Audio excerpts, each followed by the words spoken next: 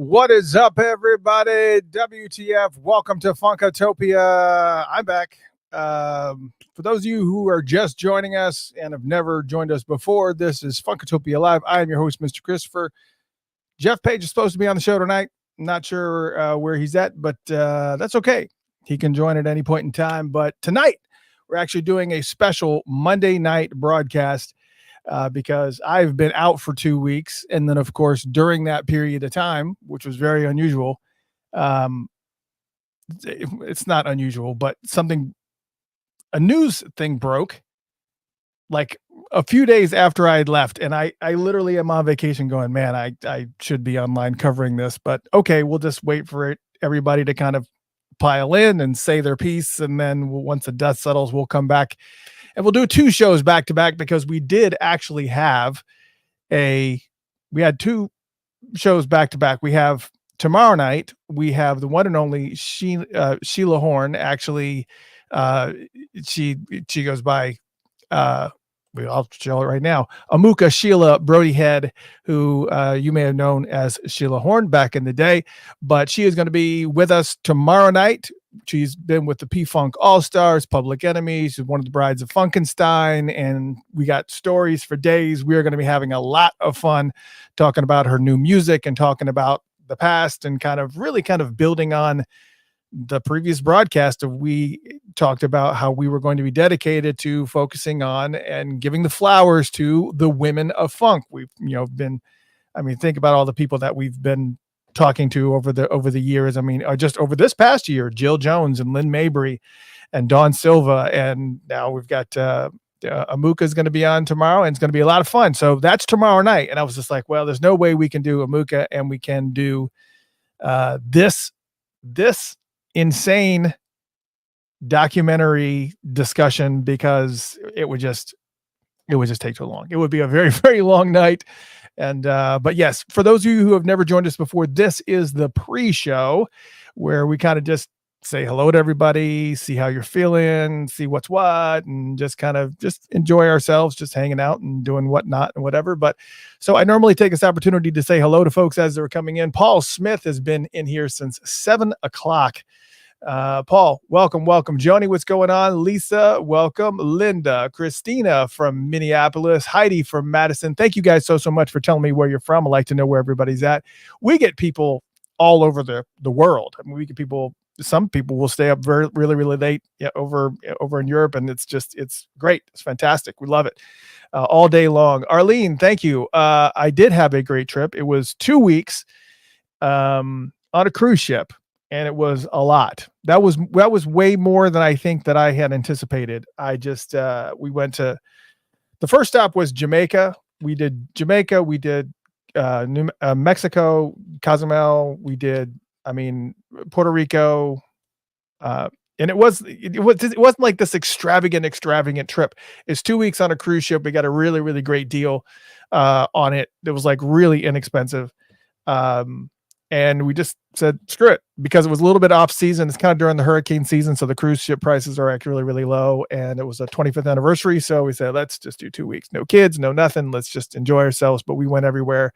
Yes, I did actually go to Bob Marley's house, which was a nightmare ride, because you dock in Falmouth, Jamaica, and you go, literally, you take a 2-hour white knuckle death ride up to his place in the mountains of Jamaica, in this area called 9 Mile. And it is insane, because you go up these roads that are just winding and ripping around these curves that are with roads that have no guardrails going over the mountain. And the roads are just wide enough for 2 vehicles. So it's like if one guy takes the curve wide, there's somebody else there, somebody's dying. It was just, so you do this 2-hour white knuckle ride and you get all the way up there. And I love his music, always have. And they didn't focus at all on his music. They just focused on the Rastafarian part of his life. And that was it. They told a little bit about a history in his life and some stories that I did not know before, but it was all about just smoking and walking around the compound and his house, and didn't see any studios, didn't really see a lot of musical equipment. It was kind of a bummer for me because I'm more of a music head, so that's really what I wanted to see. And the potheads were there, and they got their money's worth. But then I couldn't even imagine doing that and then doing that 2-hour white knuckle ride back down to Falmouth Pass. It was wow, it was friggin' ridiculous. All right, let me get back to my hello. Sorry. Purple Nerd, how you doing, man? Welcome back. Welcome back. Anna B, what's going on? Kim, yeah, Krista, Jeannie, Joni, Henry in Los Angeles. What's up? Donna in Detroit, man. Emily from San Diego, man. San Francisco Bay Area. You know, I actually heard that there was in Los Angeles at the Rose Bowl Arena, our app developer Michael told me that there was a Purple Rain viewing at the 40th anniversary this past Saturday, and Questlove was there, and there was about 500 people that were there. And I guess Questlove got in front of all these people and was asking, he actually said, how many people here have never seen Purple Rain before? And Michael said that a lot of people raised their hands. They had never seen Purple Rain. So here they were in the Rose Bowl Arena watching Purple Rain for the very, very first time with hundreds of people. I was like, that's really friggin' cool. And I did tell him that we were on this cruise is that every single port that we got off of, I would count at least 2 or more Purple Rain shirts. And, some of these kids were so young. It's like, there's no way where Purple Rain is, but that's cool. You're wearing it. That's fine. That's awesome. So it's just amazing to me being that, I saw it in the movie theater. I don't even know how many times when it came out. And it's just mind boggling to me that so many people have not seen that, and that it's actually has interest as far as new people. So somehow we are getting to those new people, and this documentary could obviously open the doors for a lot of new people. We're going to talk about that. And it's kind of shocking to me. It's very unusual to know that, I don't know. It was great. It wasn't, again. Yeah. Thank you. Heidi said, even if it was an extravagant trip, you deserve it. Thank you so much. It wasn't extravagant though. It was we were just chilling. Just having a good time, just sitting there eating. I actually lost weight on this cruise, which is insane. Actually, I'm only 2 pounds away from losing, and I'll have lost 50 pounds. I've lost 48 pounds since this whole process and everything. So I'm 2 pounds away from losing 50 pounds, which is insane. I haven't weighed this in a long, long time. Still got a ways to go, but it's all good. It's awesome. Another person from Detroit. Parker's from Detroit. Paul from LA. If you know, you know. Sacramento, man, a lot of California folks over here. Dallas is in the house. Austin's in the house. Boston, Paul's from Austin. He's been here since the beginning. Look, there he is. There she is. Kate Eddy, watching from Melbourne. Man, there you go. There you go. Awesome. Yes, I forgot to add that to the news briefs, but yes, this cruise is who's getting on the Love Boat, aka the Norwegian Cruise Lines is doing the Prince cruise in 2025. And let me just go ahead and say, this is part of the problem of being, again, for those of you just tuning in, we're in the pre-show mode. We're going to go into the discussion about documentary here in a second. But right now we're still in a pre-show mode. We'll go into the documentary discussion here in just a couple minutes. Just got to cover some things. And obviously continue saying hello to all the fine folks. There's so many of them. I can't, it's getting to the point where I can't even say hello to all these folks. So if I haven't called your name, thank you so much for joining us.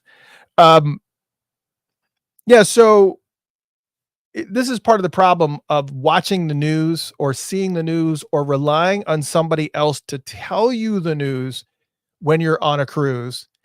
And somebody had sent me a link to an article, but because for the Norwegian Cruise Lines announcement that they were doing in 2025, they are putting together a Prince play. I don't know if it's going to be like a mini musical. It's a short thing. It's like an hour long or something. I don't know exactly what it is, but it's going to be a presentation, a show honoring Prince, and it's going to be on Norwegian Cruise Line, which is awesome. I think we should all strategize and figure out a way to be on the same boat and just take it in and just make it happen. But anyways, because of the internet the lack of internet connectivity, all I had was the link, and based on what the person had told me, and they made it sound like it was basically this play, the Broadway play that they're doing, and it was also going to be put on this ship. And of course, I erroneously put that up there without being able to click on the link and actually research it and dig into it further. And once again, got ate alive because I wasn't able to dig into the article because of the internet connection. And everybody's like, man, bad information. Audrey, you were one of them. You like bad information. Bad information. Is just like, okay, all right, okay, all right. I got it. I got it. So even if I'm offline, I will make sure that I don't post anything at all that I've not thoroughly read myself, and not rely on just random people just kind of coming to me. This person wasn't random. They are Funkatopians. They just had bad information and they passed that bad information on to me. And because of the fact that I didn't have good internet connectivity, I was not able to research it and double check. And that was my bad, but that's okay. It won't happen again. It probably will, but I'm going to say for right now, it won't happen again. It's all good. But I see lots of new folks in here. New York folks, Nashville folks. This is awesome. Yeah, it's going to be, yeah. So it's really, really cool that, Norwegian Cruise Lines is doing this show. I'm going to try to see if I can maybe possibly find out who's doing this and get in touch with them and maybe get a little bit of details of how this is all breaking out, because it's been being done. Now, after that, I've had an opportunity to actually read the article once we got into port. And I was like, oh, yeah, that's not what it is at all. That it's looking like it's going to be a really, really cool thing. It's got the blessings of the estate. So they kind of put their, stamp of approval, even though it hasn't been done yet. So there's that. All right, let's get into it, folks. I know you guys are here. Oh, UK folks in the house. All right, Rick. All right. Hello. So listen, tonight, this is a Monday night, is not a normal night. Obviously, we normally do Funkatopia Live on Tuesday nights, not Monday night. We do it on Tuesday nights. So it's understood that it will be Tuesday nights. But we had somebody booked, as I already shared earlier. If you're just now joining us in the last few minutes, tomorrow night, Tuesday night, we welcoming Amuka Sheila Brody Head, also known as Sheila Horn, who was she was one of the brides of Funkenstein. She's worked with Public Enemy. She's worked with P-Funk All-Stars, Bootsy Collins. She's got stories for days, and it's just really, really cool. She's going to be on the show tomorrow night because, again, we are continuing to give flowers to the women of funk and continuing what we've dedicated to do, which is give love to the women of funk that kind of helped build that foundation. And, we continue to celebrate all the amazing women that are out there. And tomorrow will be no exception. But because Sheila was already booked and we had to talk about this, hence here we are. And it is quite a interesting topic tonight. I'm glad the dust is kind of settled, because I really wanted to kind of focus a little bit on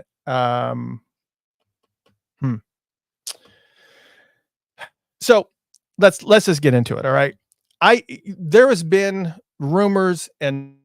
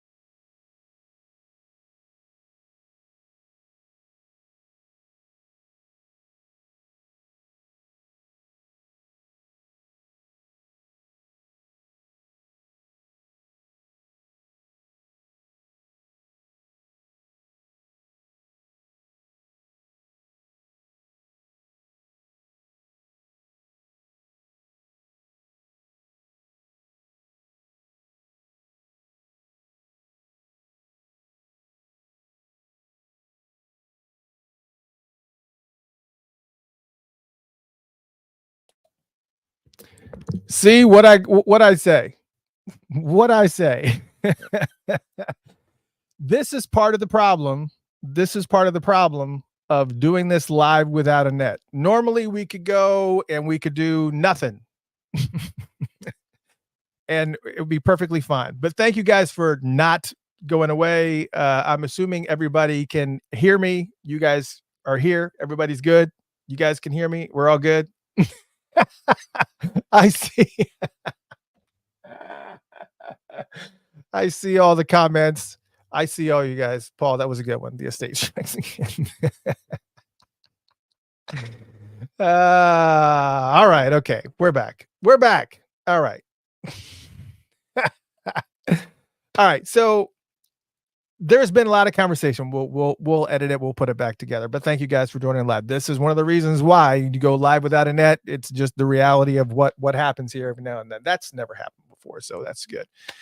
So a lot of people were wondering, is the documentary happening? Is it not happening? What is the story? What's going on? And the reality of it is that there really wasn't a whole bunch of released information.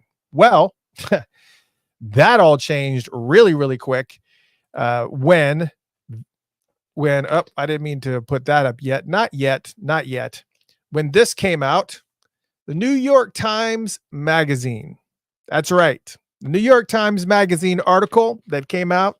Yes, I actually have the magazine. Thank you so much to Maisha, who made sure that she got it to me. You remember how long it was to read online? Well, imagine what it's like when it's in a magazine.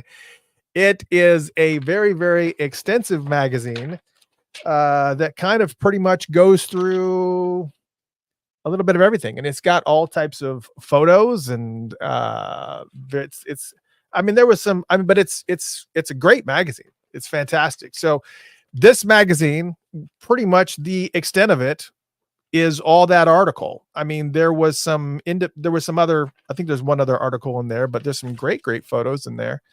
Yeah, it's the same article. It's just the magazine version of it. And when that came out, well, let's just say that, if you can get back issues of the New York Times Magazine. It does exist, so you can probably find it online. Once again, shout out, much love to Maisha. Thank you so much. But here was the thing. So when it came out, it's obviously the primary focus of it is to talk about the documentary that is entitled, for those who didn't know what the title of the documentary is, it's called The Book of Prince. And it is 9 hours, 9-hour documentary, just 9 hours, 6 episodes, 9 hours. And that's a lot. It's a lot. It really is a lot. And I think what was a little bit concerning is that the drama that it started as a release of this article, and it's a very, very long article. Again, if you've read this, you know it's a very extensive article. And essentially everybody was saying, this documentary is DOA. It's in a lot of this conversation comes from the fact that people are very, very divisive about the content. Let me start here. When this documentary first came out, or was first going to be created, it was being done by Ava DuVernay. Am I pronouncing her name right? Ava, who is award-winning director. She's phenomenal. And when she was putting it together, the estate at the time, who is not the estate now, agreed to give her access, to give whoever was going to be doing it access, that was going to be assisting her, full access to the vault, videos, everything. And Netflix was going to be fitting the bill and again, this is all, everything I'm saying is in one of many, many articles that have come out over the past couple of weeks, whether it's from this New York Times Magazine whether it's from USA Today, whether it's from Music Radar. There was a bunch of different things that came out. But according to, actually, this quote actually came from John Bream, the famed journalist from Minnesota that had a very, very on and off again relationship with Prince. Said that at the time, the estate was being hit with millions of dollars in back taxes. And which you guys know, I've said this before, if you've been a fan of the show, I've been watching it for any period of time. I've always said the state of Minnesota, if Prince owes any taxes whatsoever to the state of Minnesota should just wash it clean, wash the plate clean, because the amount of money in millions and millions and millions and millions of dollars that Prince brings in tourism into the state of Minnesota for people that are there for the various events and stuff, just coming to see Paisley Park, or just to even be able to walk on hallowed ground in Chanhassen or wherever the case may be, they should wipe it clean, because the amount of work that Prince has done for just notoriety that he's done for the state of Minnesota is got to be worth something. It's got to be worth something to them. But case in point, millions of dollars that they owed in back taxes. And this seemed like a great idea. We're going to get a documentary out of it. It's going to be done by Ava, which is going to be really well done. It's going to be really well put together. It's going to be, piecemealed. It's going to be all nice and wrapped in a bow. It's going to be glowing because Ava's a fan and we can trust her work. And she's, just really, really good at expressing, and it's going to be fantastic. And when it was being put together then, this is something that I knew that not a lot of people knew, but Ava was using many, many, many hours worth of audio from interviews that Prince had done previously, and not just interviews that he's done with media, but recordings that John Bream had, recordings that previous managers have had. There was lots of it. Matter of fact, there was a cruise. Speaking of cruise, there was a cruise years ago. There may be some folks in here that were on that cruise with me, but there was a Prince. The whole cruise wasn't a Prince cruise, but we had a big group of Prince folks that all went on this cruise. I think it was a Carnival cruise, I think. And there was a person there, a guest that was there, that had divulged that, and I asked, is there anything you can tell us about this documentary that's you can share? And this person said, yes, I can share this. And I have the recording of this person saying, yes, I can share this. And that person said that the voice that there was going to be the documentary was going to be done in Prince's voice. So it wasn't going to be a bunch of talking heads. Yes, there was going to be some interspersed things of various cast members and band members and friends and whatever that was going to be in there. But for the most part, it was going to be knitted together with Prince's voice. So there would be no contesting what's being said because it's coming right out of his mouth.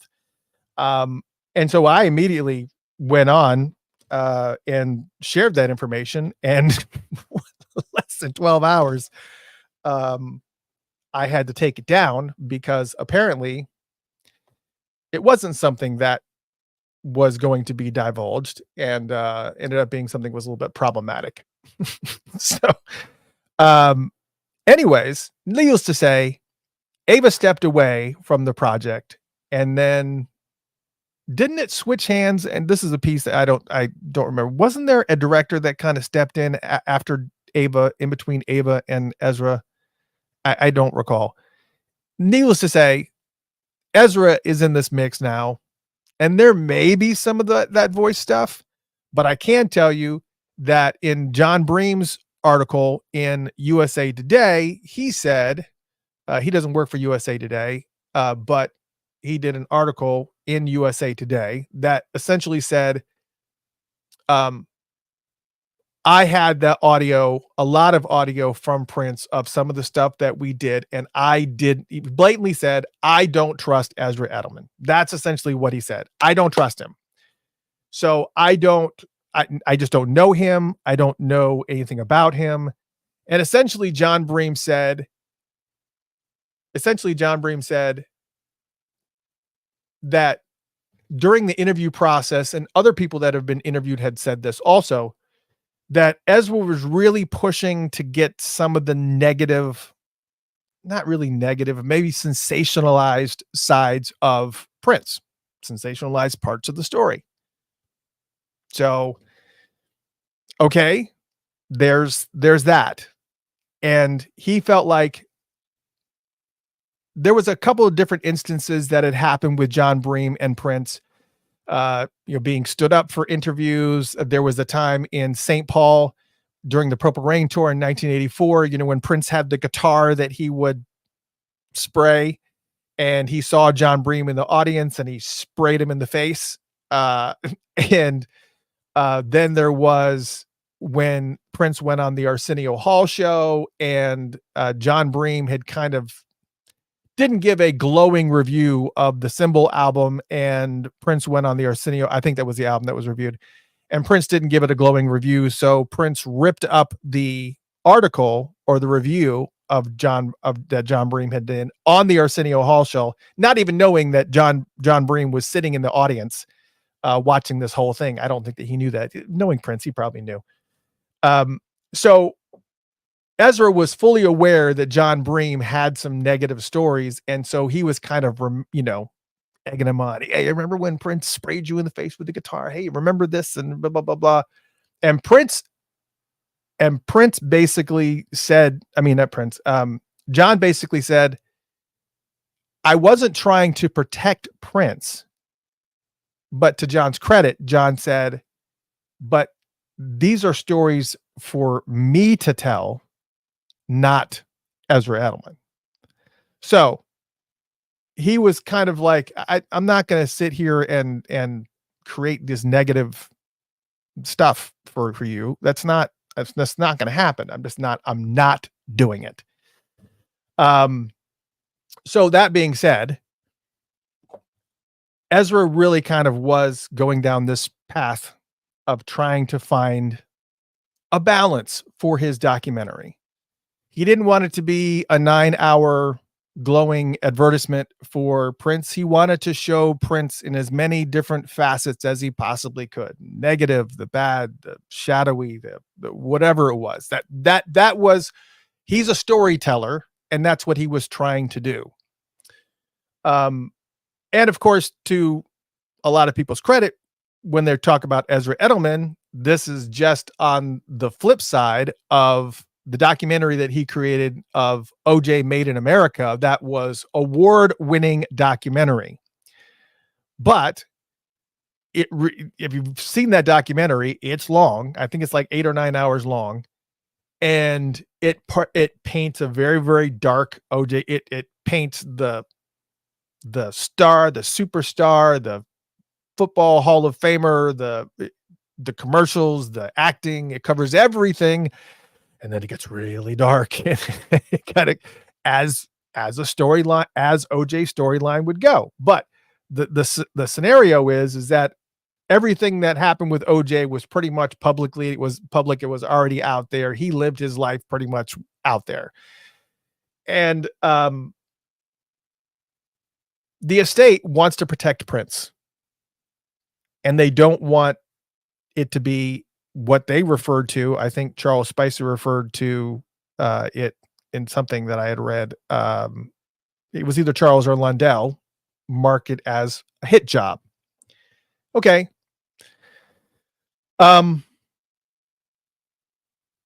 Essentially, Ezra Edelman showed a rough draft, which I don't even know that the estate has actually seen the 9-hour documentary in its entirety, or if they just saw pieces of it, because everything that I saw, the estate mentioned that they had mentioned that the estate saw a rough draft. So I don't even know if they actually saw the full 9-hour documentary. I don't know. All I can tell you is that there's a lot of back and forth on this, and it shows Prince warts and all.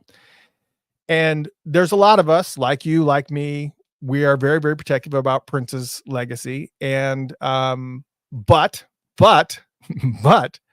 I can honestly say that even if they dropped this 9-hour documentary on Netflix tomorrow, there would not be one person that's watching this or listening to this right now that would not be watching it.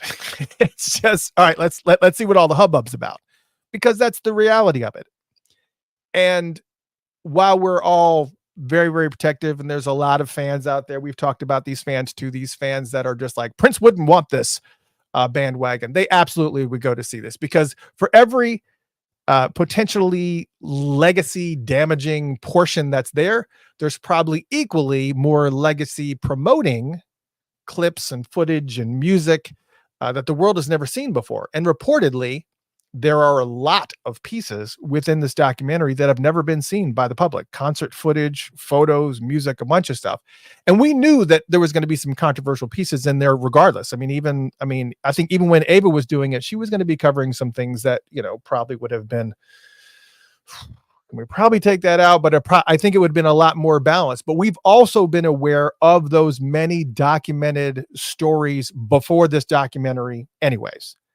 We've heard the stories, some of the darker things from Prince. Like, we've heard stories from Brown Mark.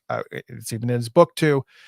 Brown Mark, Maite's book, The Most Beautiful, Rosie Gaines has told stories. Sheila E. has told stories. Jill Jones has told stories. We'll talk about Jill Jones in a second. That really did not paint a pretty picture of some of the sides of Prince that most people have not publicly seen. And he's very protective. And a lot of those stories were not posthumously, just to be clear. Some of them were told while he was here, and it wasn't really negative, but it really showed a more human side to Prince. The kind of side that you knew was there, you knew it had to be there, but the people that are protective about his legacy simply just did not want to see it. And it's just, and now that he's gone, people are a little less scared to tell those stories. But on the flip side, because he's not here, he has no way to defend himself. So of course, I don't know that there's been stories that I've ever seen where he doesn't, defending himself against a specific accusation, where he just basically says, that's not true, or fake news, or you don't know the whole story, or whatever. It's just, stop talking. No more candy for you, basically. So when this article from the New York Times and this New York Times magazine came out in defense of the estate, the Times article really kind of tilted it to be, which is written by Sasha Weiss. It really kind of tilted it to be more of who actually saw the documentary, by the way. It tilted it to be more of a pleading case for Ezra to kind of get the public on their side, maybe to push this documentary through. The New York Times probably doesn't have a duck in this hunt. They saw the documentary. That may have been Ezra's plan, was to get New York Times out there and say, hey, let's get this, cover it. You tell me what you see. And, hopefully that will, sway the decision of whatever. And the problem is that it worked, which was not a problem for Ezra and his team, but for the estate, it became very problematic because the public was just jumping on this. Jumping on this hard and saying, this is one of the reasons why, Londell shouldn't be in charge, and while Charles, shouldn't be in there right now, because they're keeping this documentary coming out. This will be great for Prince and great for this, that, and the other. First off, you don't know what's great for Prince and what's not great for Prince, because the business side of Prince is very, very, very, very different. And in an age of cancel culture, especially when we're talking about stories of misogyny and abuse and things like that, it could go south really, really quick. So there has to be some sort of meter, or some sort of, I don't know, there needs to be something that kind of is put in place to kind of say, this probably shouldn't be. We need to kind of, this article in New York Times magazine pretty much gave Edelman a soapbox. and the estate, as a result, was attacked, and attacked frequently and a lot, like pow, pow, pow, pow, pow. And as a result of getting attacked nonstop for, I guess, again, I was on vacation for a lot of this, but in when you look at this, uh, Londell had pretty much had enough. Charles had done a previous tweet, but this one from Londell kind of summed it up, because I guess he got tired of hearing people just kind of attacking him and saying that, he was holding things up, and he was, putting the thumb on, letting princes. I don't know. I don't know what was going on, but Londell did this tweet right here. It says, okay, enough talking about some director's vision. The New York Times made him more famous. Not releasing it. Done. Not was in all caps, and done was in all caps. And I'll read that again. Okay, enough talking about some director's vision. The New York Times made him more famous. Not releasing it. Done. Okay, so there's that. That seems pretty. We're done here. We're done talking here, because you're not going to take. Londell is not, you guys kind of paint Londell with a very, very broad brush, but he's a businessman. And when it comes to, you can say whatever you want, but when it comes to the business of Prince, we all want his legacy to be protected, because he's Prince.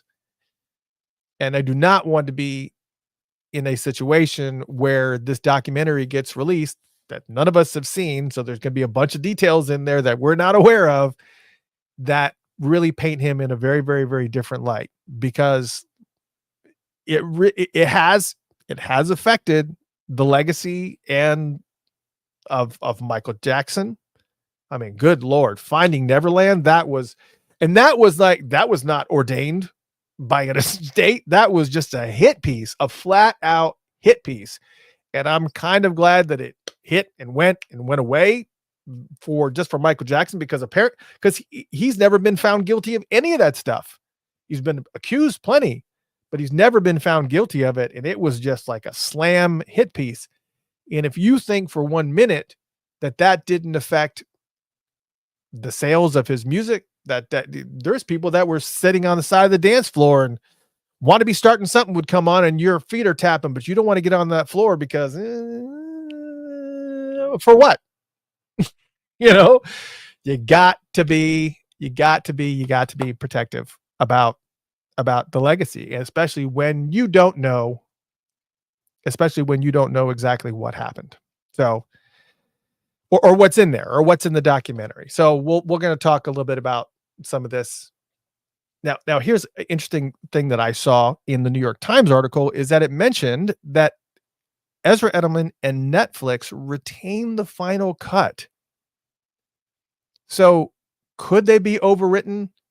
Could the estate be overwritten and this documentary get released anyways? According to the way the contract is written, yes. But because Londell is a very smart attorney, he is holding them to the 6 hour. There was a clause in there saying that the only thing that was agreed to was 6 hours, and this documentary is 9 hours.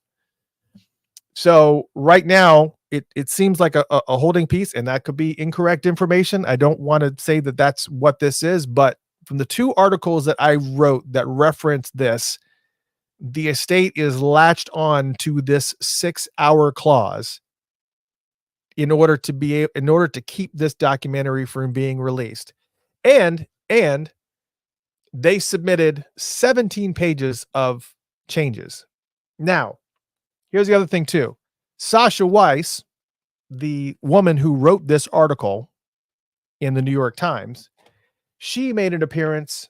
Thank you, Heidi, for sending me Heidi Hexeth for sending me the link to this. There was a podcast called The Town. I can't even remember this guy's name. A podcast called The Town. And he invited Sasha on there to try to find out, what's what, as far as, why she wrote the article and all this. And let me put a pin in that because I want to come back to this a little bit later. Let me just say this. We're going to talk a lot more. I see a lot of people saying, let's talk about Jill Jones, talk about Wendy and Lisa, blah, blah, blah, blah. We will. We will. I'm getting to this. This is the reason why I had to do this documentary special on a different night other than Tuesday, because I knew this was going to take a minute and I knew that you guys were going to have plenty to say. Unfortunately, Jeff is not with us tonight, so he would be monitoring the chat area. So I'm hoping that you guys are talking amongst yourselves and working things out. And I'm trying to keep an eye on it and watch some of your questions at the same time. But a lot of the things that you're mentioning here in the chat room, I'm going to address here momentarily. So I'm not ignoring you. It's coming. Just have patience. It's coming. Hopefully just talk amongst yourselves because I'm flying solo tonight. It's all good.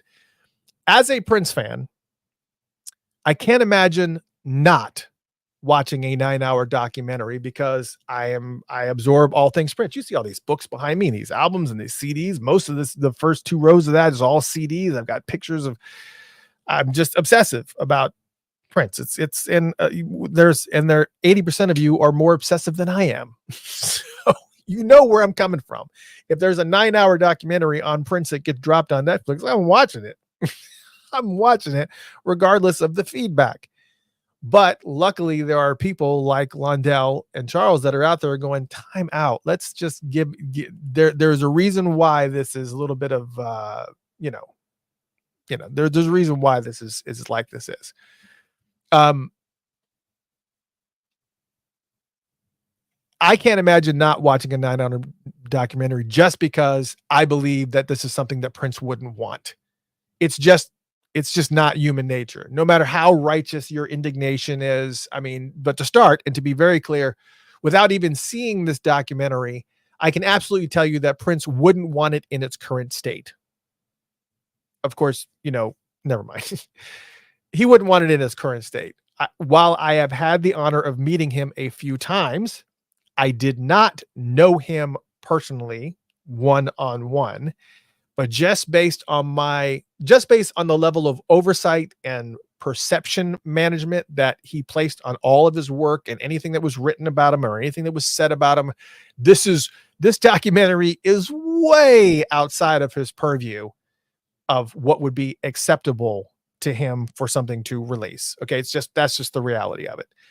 Anything that would reflect negative on him is a no-go. Things that paint him as misogynistic, things that paint him as mean or jealous or vindictive or any of that. However, he also painted that societal picture of life, that world throughout his work. We've seen that too. For instance, Purple Rain. For those who have seen Purple Rain, there are some of you there are people that are watching this right now that have not seen the Purple Rain, the movie. But with Purple Rain, in that movie, there's a lot of misogyny. The dumpster scene where Jerome throws the woman in the dumpster, the backhand slap of Prince to Apollonia, the deleted rape scene that was in that movie. I mean, you knew this wasn't coming from wasn't coming from it was a story. It was a movie. It's a fictional place, but I mean, it wasn't a fictional place, but storyline and everything, but it was an overtone that's even layered in his music. I mean, if you think about the music itself, Irresistible Bitch, the original version of Extra Lovable, I Think I'm Gonna Rape You Now, all that stuff. There was a lot of that layered in his music. But there's things done for shock value because of how Prince marketed things. And it's not because he has any disdain or hate for women or anything like that. It's a character. And that was one of the things that we're trying to separate here. But on the same note, you got Ezra Edelman that is trying to create it as I don't know, trying to create it as an actual part of his human side. And it may very well be. But unfortunately, when you don't have a scenario where you can verify stories that are being told that fall within that bubble, it's hearsay, and that's not fair to anybody, especially somebody that's not here to protect themselves. And so just by that alone is I don't know. That's just it. Let's just put it this way. The estate is really kind of moving forward to kind of try to make sure that this documentary doesn't paint him in a negative light.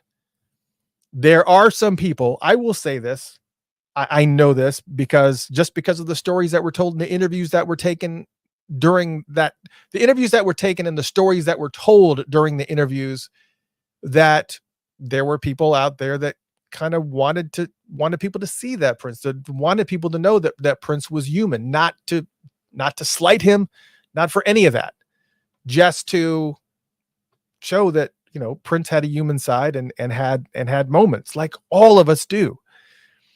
And when the documentary, even just portions of the documentary came out, there were lots of people involved in the state, even the primary wave side, that kind of came to Prince's defense and was like, okay, for instance, here's a USA Today article. Primary wave music said, those with the responsibility of carrying out Prince's wishes shall honor his creativity and genius. We are working to resolve matters concerning the documentary so that his story may be told in a way that is factually correct and does not mischaracterize or sensationalize his life. We look forward to continuing to share Prince's gifts and celebrate his profound and lasting impact on the world. Okay, that's good, because that's exactly what we want also. And now to re-pull that pin out on the writer of this New York Times article. Sorry. I just got a text from Andre Simone. Yes, I understand. Yes, I understand. Thank you, Andre, for listening, and I get it. Sasha Weiss, who wrote this article, New York Times Magazine, said she did this podcast. I actually did write it down. Thank you. I did write it down. It's a podcast called The Town with Matthew Belloni, not like the meat, not like the lunch meat, but Belloni, Belloni, Matthew Belloni. And she actually saw the film, and she said that, and this is her reply. She said she was not a Prince fan. She really wasn't into Prince much at all. But then after seeing this 9-hour film and being able to kind of see the human side of Prince, as opposed to this, unbelievable, untouchable character, that she was completely mesmerized, and as a result became a fan, started digging into his catalog, started digging into, online and reading more stories. And she became a Prince fan as a result of this 9-hour documentary.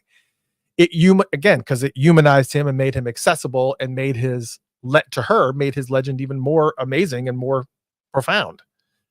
But the estate forward the 17 page, when she was asked, did you see the 17 pages of, apparently she had been talking with Ezra Edelman, and he had shared some of the things that the estate had an issue with the 17 pages, and said that some of the things that they were pointing out were things that could probably be fixed without too much of an issue.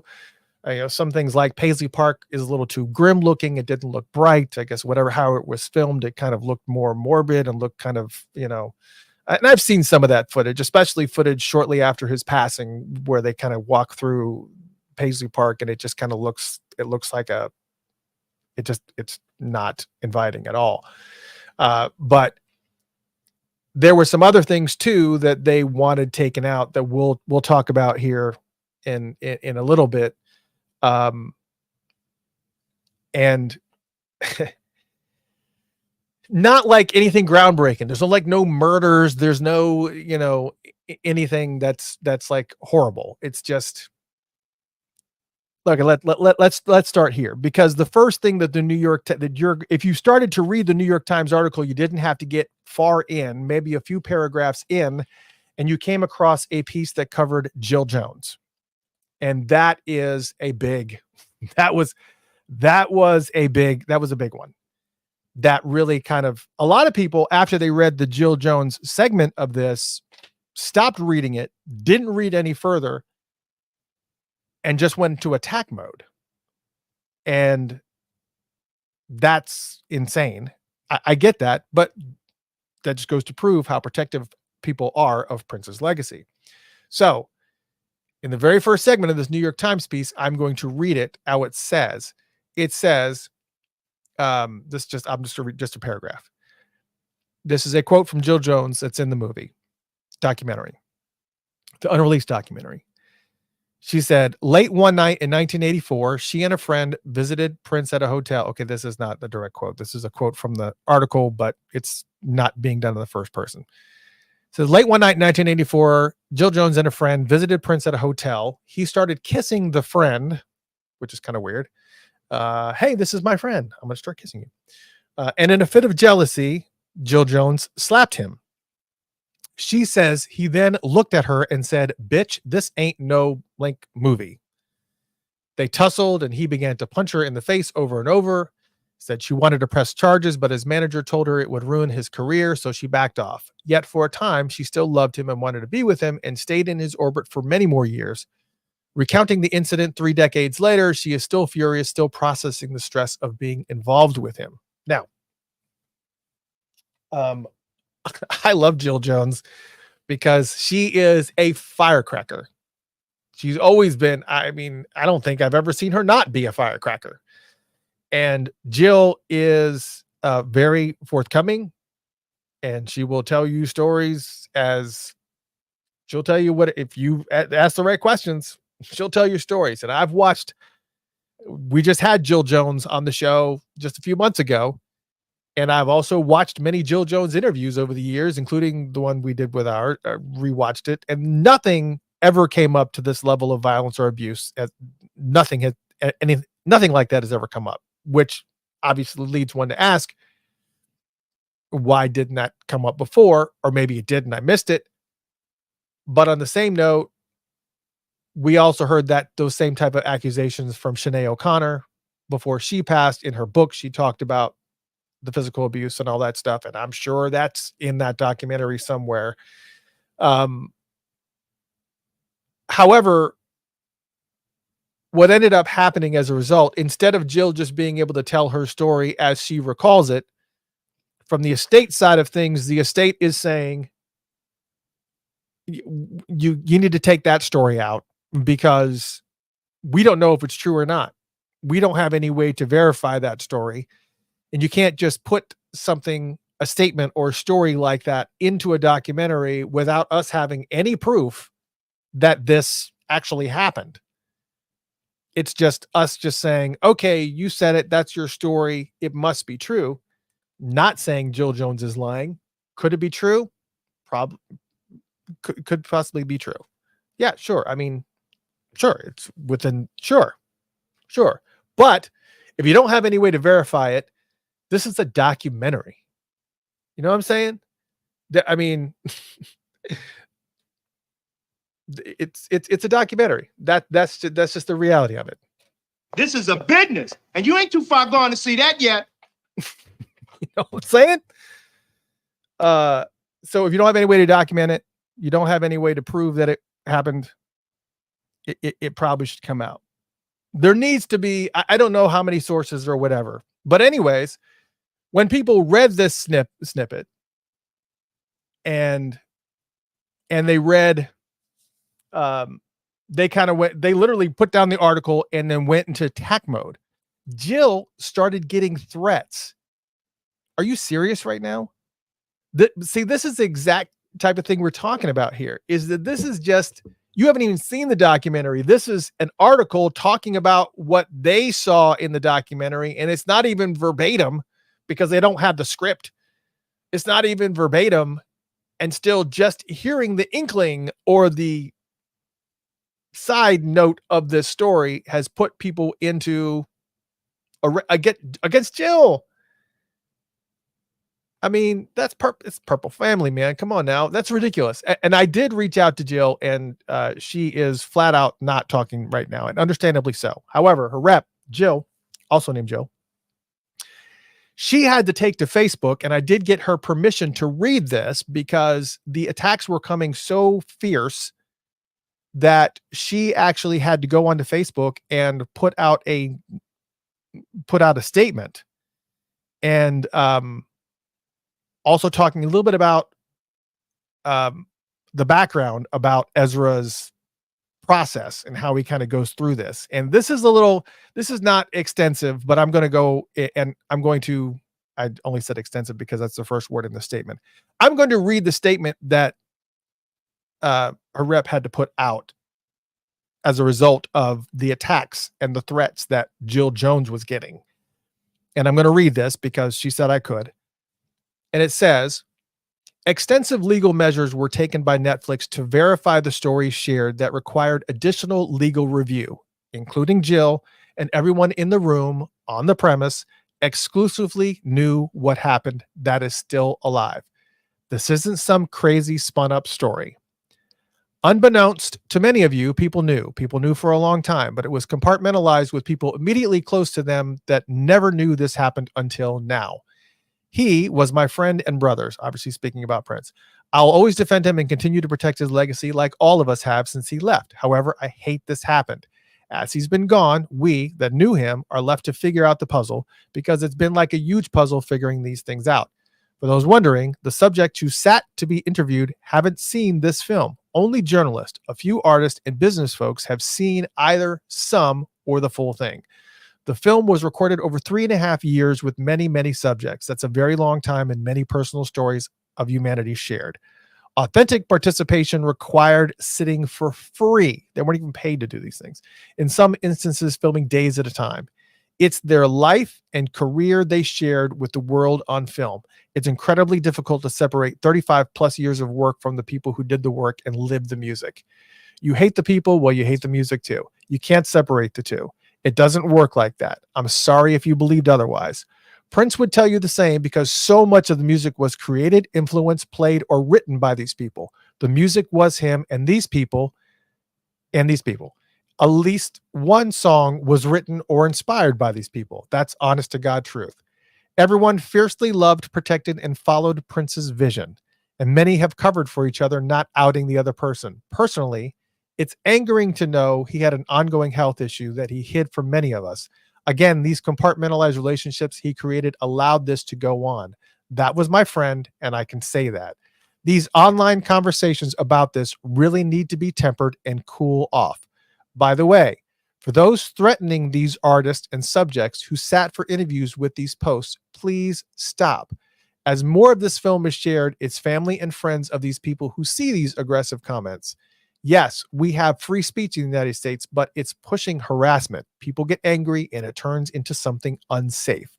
I've seen some of these comments coming notably from women, and it's super wild to me vilifying another woman talking about domestic violence. If this seems okay with any of you, the bar for decency is clearly in hell. Fan or not, that's not defending a person's legacy. You can love people when they are wrong and correct them. Stop and think about these responses, not just towards Jill Jones, but other artists, before one of these people or their families contact law enforcement. Surprise, think about what you type on a public website, as it may be deemed as a threat. Sharing your opinion is one thing, but the aggression towards people you don't know, dial it back. Support Prince and the incredible people he worked with. Keep the collective legacy going. Support these people and their life work. Prince was a genius and an incredible person. Everyone asked for the story of the music. Don't get mad when people gave you what you asked for. All right. There you go. Jill Monroe, thank you so much.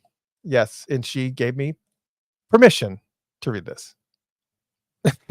So, Jill, I hope you didn't change your mind as I was reading it, but I did. So that is the reality of it. You cannot go and start threatening artists because they're telling their story. I mean, we saw some of this with even with books that were released, with books being, I mean, there was some negative stories told in Dwayne Tudor's book. And, I mean, he was obviously, a documentary, it's just, that's the reality of it. So here's what I'll say. You can't don't threaten people who are telling their story. As Jill said in that message, every story that was told was verified and re-verified from Netflix or by representatives of Netflix in order to make sure that they were covered legally, I guess, from, the potential of defamation or whatever it was. So I don't know what the validation or verification process was for Jill's story, but apparently it was able to be verified. But I guess the estate kind of feels like if it doesn't pass their verification test, whatever their level of verification is, it needs to come out, because that was just one of the items that the estate wanted lifted out of there, because they didn't anything that painted him as an abuser. That was part of the 17 pages that they wanted removed from that documentary. But it's not just Jill Jones' story, but many others that apparently surprisingly came up as well. This one I had actually heard before the documentary, but Wendy Melvoin also shared a story about when Prince offered to put the revolution back together. Something that I might add, I had stated that I had heard that they were talking about potentially getting the revolution back together. And I posted on that and everybody was like, that's not happening. That's not happening. It was happening in the background. But Wendy shared a story saying Prince offered to put the revolution back together if she denounced her homosexuality. Okay. That was obviously when he had become very, very religious. Thank you, Larry Graham. You can take that either way, but he really kind of wanted, if he was going to do something, he wanted to make sure that he, did it underneath certain guidelines and rules. And one of them was, if you want me to put the revolution back together, you have to denounce your homosexuality. That was in the documentary. And that was another item that the estate wanted removed from that documentary. And okay. Again, when Jill Monroe's saying everything that was said had to be verified and re-verified to make sure there wasn't anything that was going to happen that could potentially cause any type of legal recourse. So, and in an age, in the defense of the estate, in an age of an obsessive world of inclusiveness, especially with the LGBTQ plus community, I'm sorry if I left out letters. Something like that could get him canceled. So I can see that, but it's still part of the story. It's still part of the story. And the way the estate is kind of doing this is all about protecting his legacy. So certainly not greenlighting anything that would paint him negatively, that they don't feel like there's any concrete evidence or whatever their verification level process is, not saying that anybody is lying, but in their eyes, there's no way to confirm that happened unless you have some type of document from Prince saying, I said that.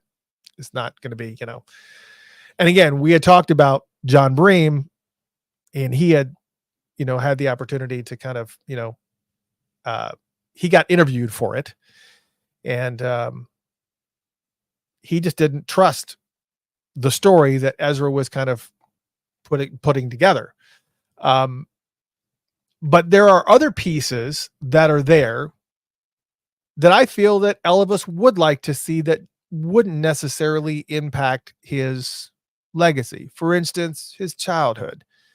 Obviously we're talking about the memory of his mother and father and some of the stuff that he went through from, I guess, what many people would label as abuse to him as a child, being locked in rooms for hours. Some people say days. Um, those types of things we would want to know about Prince just because it helps us to establish the kind of character that he was and the adversity that he had to face in order to kind of become who he became. But the estate's not worried about mom and pops. They're worried about Prince here. I mean, but we would still want to see those stories. I mean, some of the stories that I would like to see that I know I think were covered, like the Rock and Roll Hall of Fame story. I don't know if you guys know this, but this was covered in Music Radar.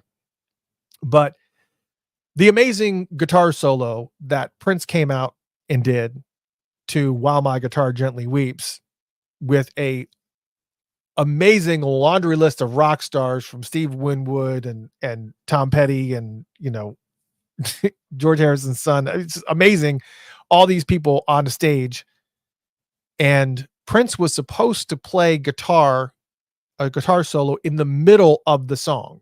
But as he was watching the rehearsals, he decided that he wanted to switch it up and he didn't want to come out until later. And the reason why was because of the fact that he didn't want to have to stop his solo in order for them to be able to go back into the chorus. He wanted to close it out. He wanted to close it out. And the reasoning for that was because he didn't want to be stopped and he didn't want it to be edited. And of course, you can see the interaction between Tom Petty and the other band members and stuff as they're like, just let him play, I guess. Just let him go. And it was really a slight to Jan Wenner, who is the co-founder of Rolling Stone magazine. And also he's one of the co-founders, I think, of the Rock and Roll Hall of Fame.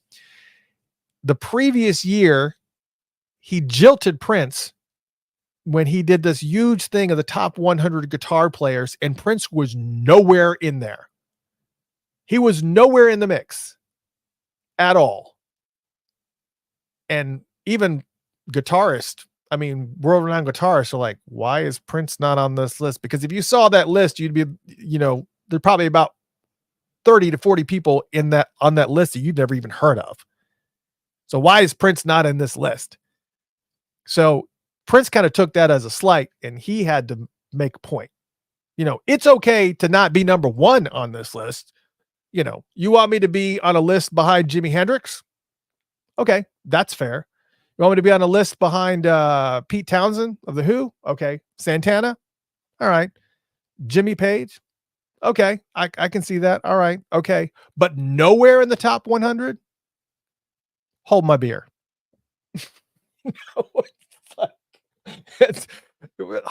Let me show you what's what. That's basically what that was. And those are the types of stories that we would love to see. Those are the types of stories that are legit, that help to build out the legacies. Those are the types of story that we would love to see because it builds Prince's mystique up even more. And we love to hear the background stories of some of that stuff. And there's so many stories. Oh my God, so many stories. I mean, my head is just flowing with stories that I know that a lot of people don't know, like the story of Prince and Claire Fisher, who did all of his arrangements. It did a lot of his string arrangements. There were other people that did string arrangements for him too, but Claire Fisher did a lot of string arrangements for Prince. And do you know, a lot of people don't know this, that Prince and Claire Fisher never even met each other, ever. Prince sent music off to him and Claire sent it back. And it was exactly what Prince wanted. And Prince was amazed that he had met his vision without even really much of a discussion. And so he trusted Claire to continue that work. And the closest they ever came to meeting each other was at an awards ceremony when Prince was about to go on stage for something. And Claire Fisher, who was aging at that time, had to be walked up the ramp with his son, Brent Fisher. And they were standing literally 10 feet away from each other. And they still never met each other. They never laid eyes on each other. And the reason for that was because the Prince didn't want to risk meeting Claire and screwing up this symbiotic spiritual connection that they had through music. He was just really concerned, a little bit superstitious, almost borderline superstitious, that it was really going to mess up that relationship. But there's so many stories like that.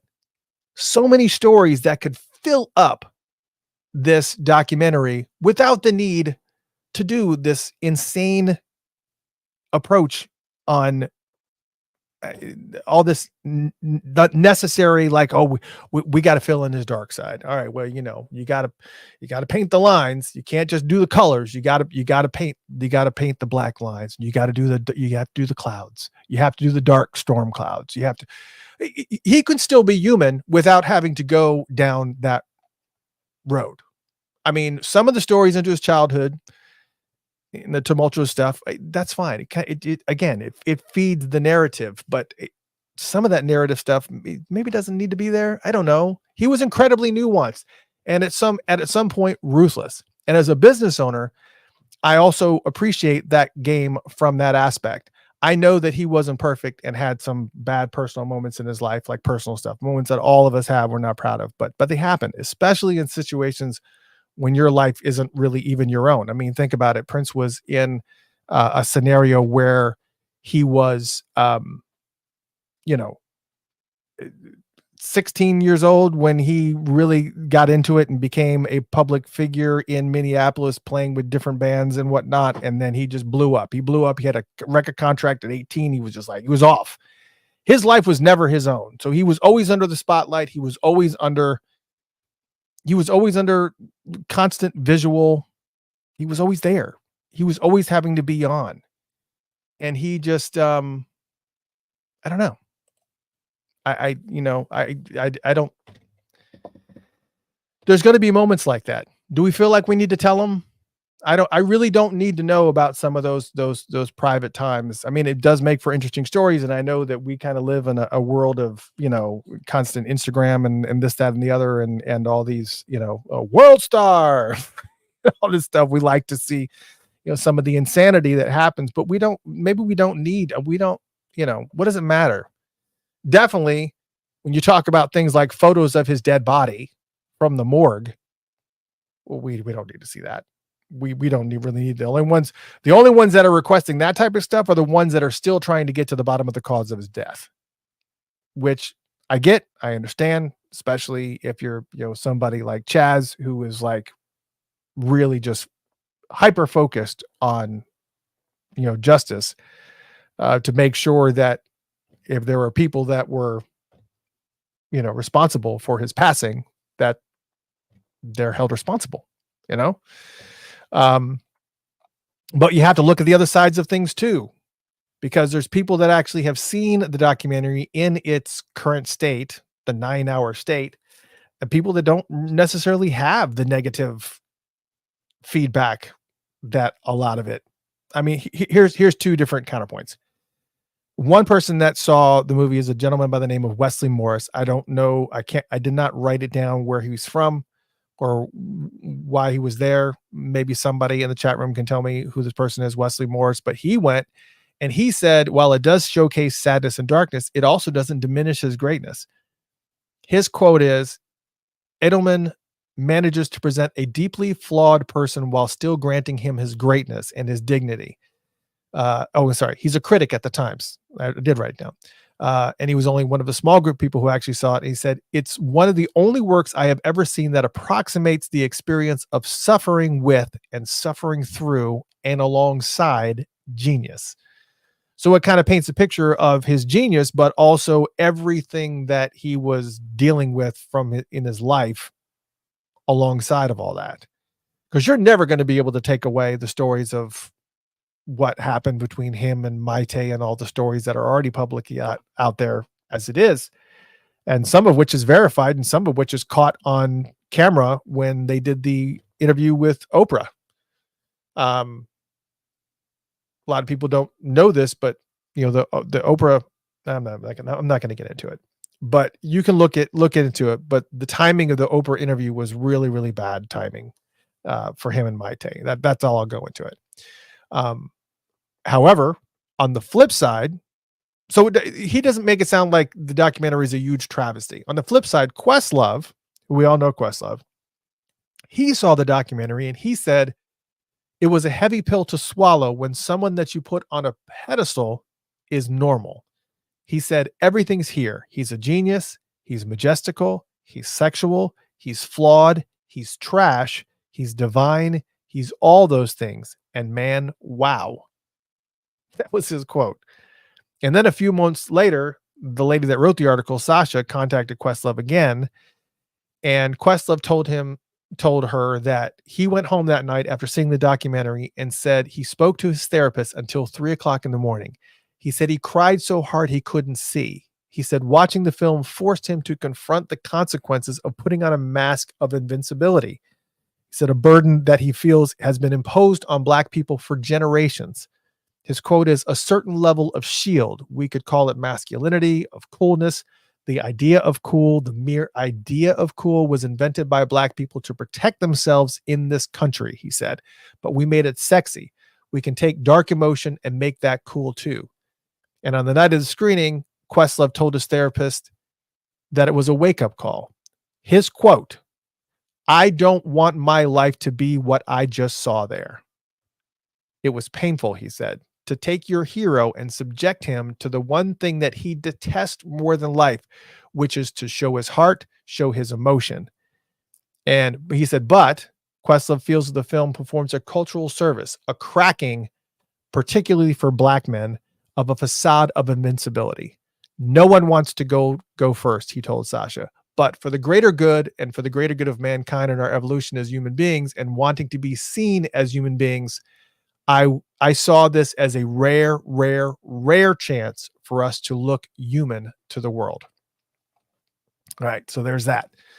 So you've got two different perspectives that are happening here. You got people that have seen it, and you got people that have absorbed it, and they said it's amazing. Yes, he's a very, very flawed character. He's a very it's a lot to take in, but it helps you to appreciate him more because you actually get to experience a little bit of everything that he was going through, not only, some through some of the stories, but everything that the band leaders and band members have said. And that's a lot. That's a lot to be said. But again, when you've got some of these things in here that are really, really negative, that maybe don't seem necessary, I think there are some of those stories that may be necessary. I think there are a lot of stories that Maite has told that are necessary because, it was his only child and, everything that went through emotionally and, some of that stuff that he was feeling. It's real. It's really, really emotion to lose a child, especially a son. It's a lot. It's a lot. So I think there's some validity in some of the stories there, but is it necessary to tell some of those stories? Is it necessary to tell some of those stories?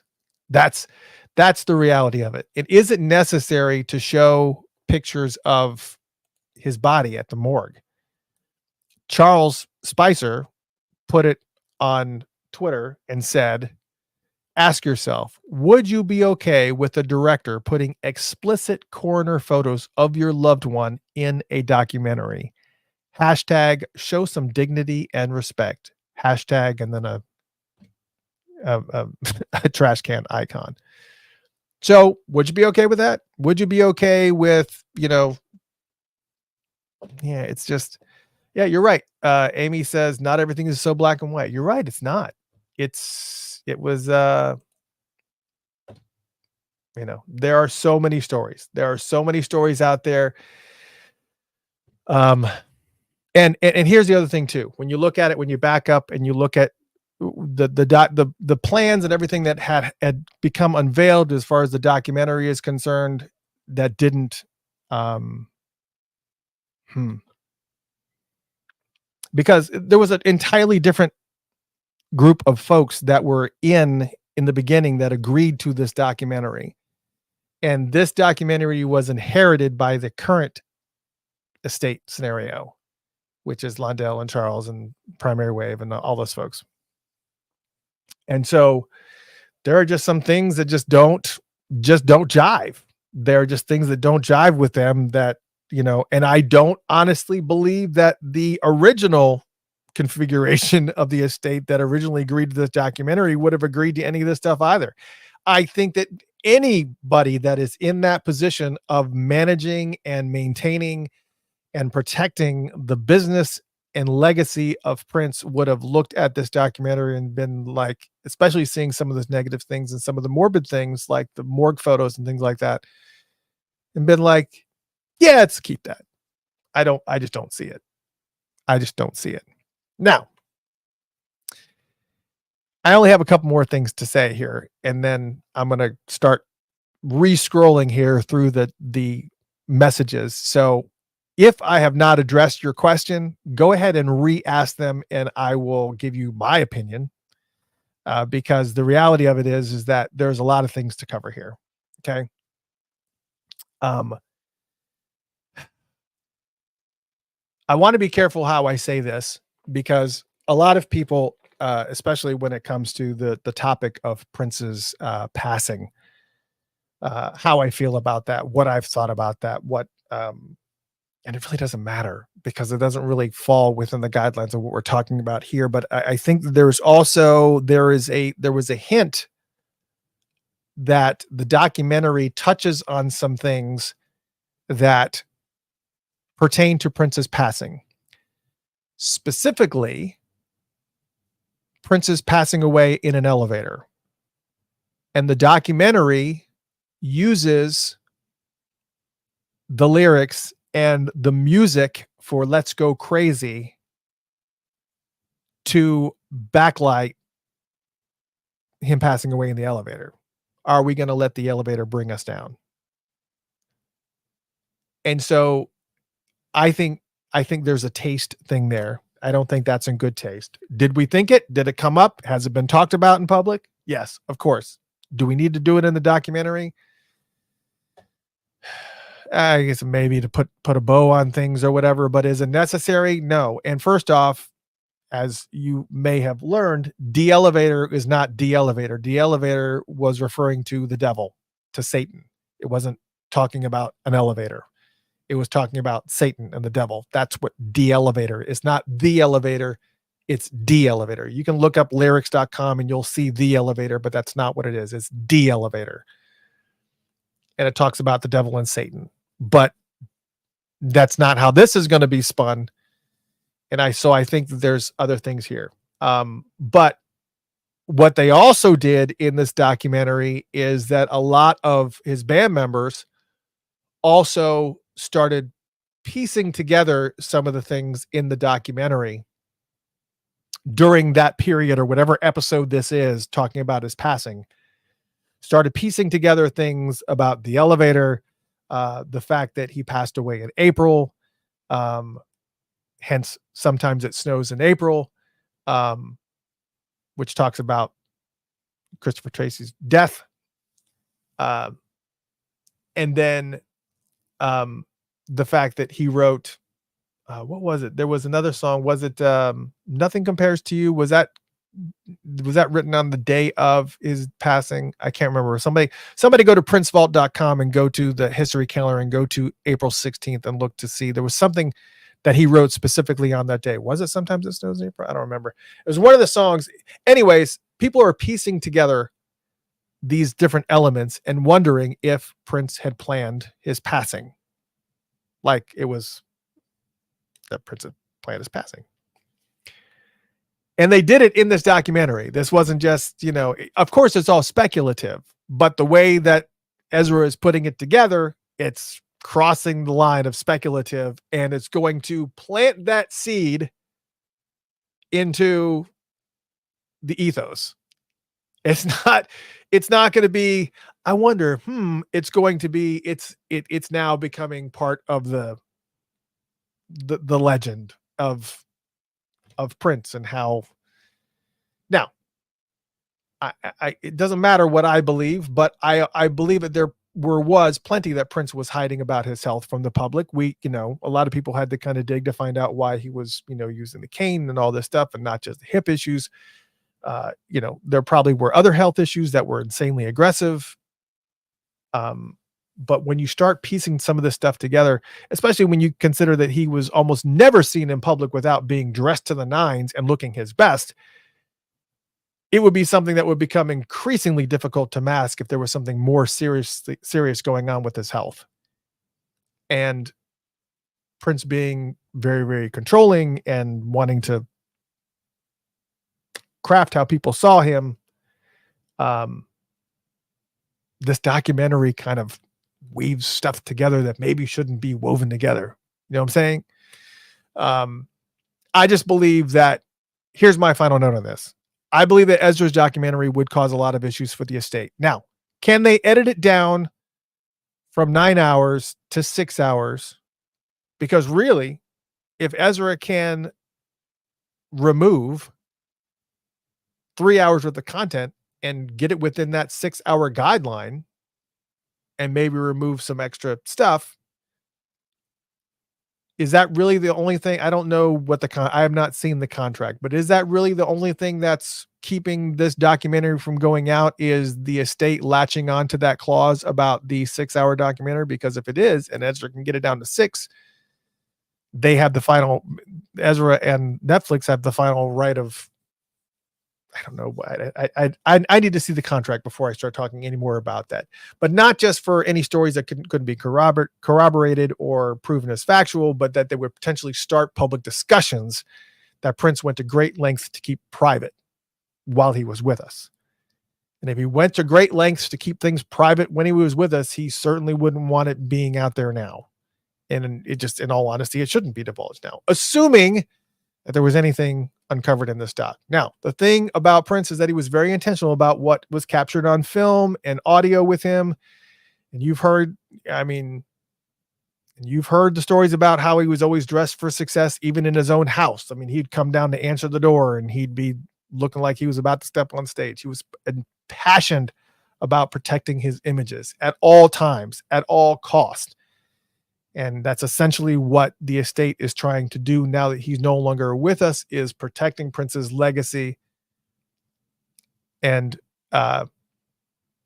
if the estate has seen this final product and feels like this documentary will do more harm than good, then don't do it.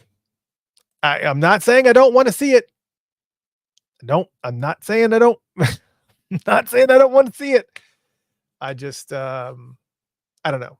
Yeah. I understand this is, now I'm going to start looking at the comments now. I've pretty much said what I'm going to say regarding the documentary. My closing note is this: if the estate feels like the documentary is not going to do his legacy, is going to cause harm to his legacy, then don't do it. Yes, I can see what, I was just hovering over it. Zahir Ali says, editing a documentary is extremely difficult because of narrative threads that get unraveled. It would almost have to be re-edited from scratch, which in documentary production is where a doc is created in the editing process. Yeah, I agree. I think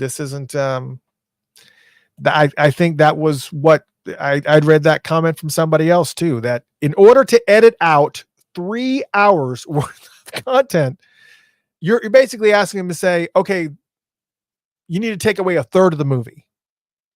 Okay. But let's just say this. Let's consider this. What if they were able to remove the pieces that were listed in the 17 pages, the items that were listed in the 17-page document that the estate provided to Ezra? If he was able to just go ahead and just remove that, he says, all right, screw it. I've worked on this film for 3.5 years. I want this film to be released. I'll just bite the bullet. Let me remove the things that they want to do. I'll reshoot the Paisley Park shots to make Paisley Park look more brighter and inviting.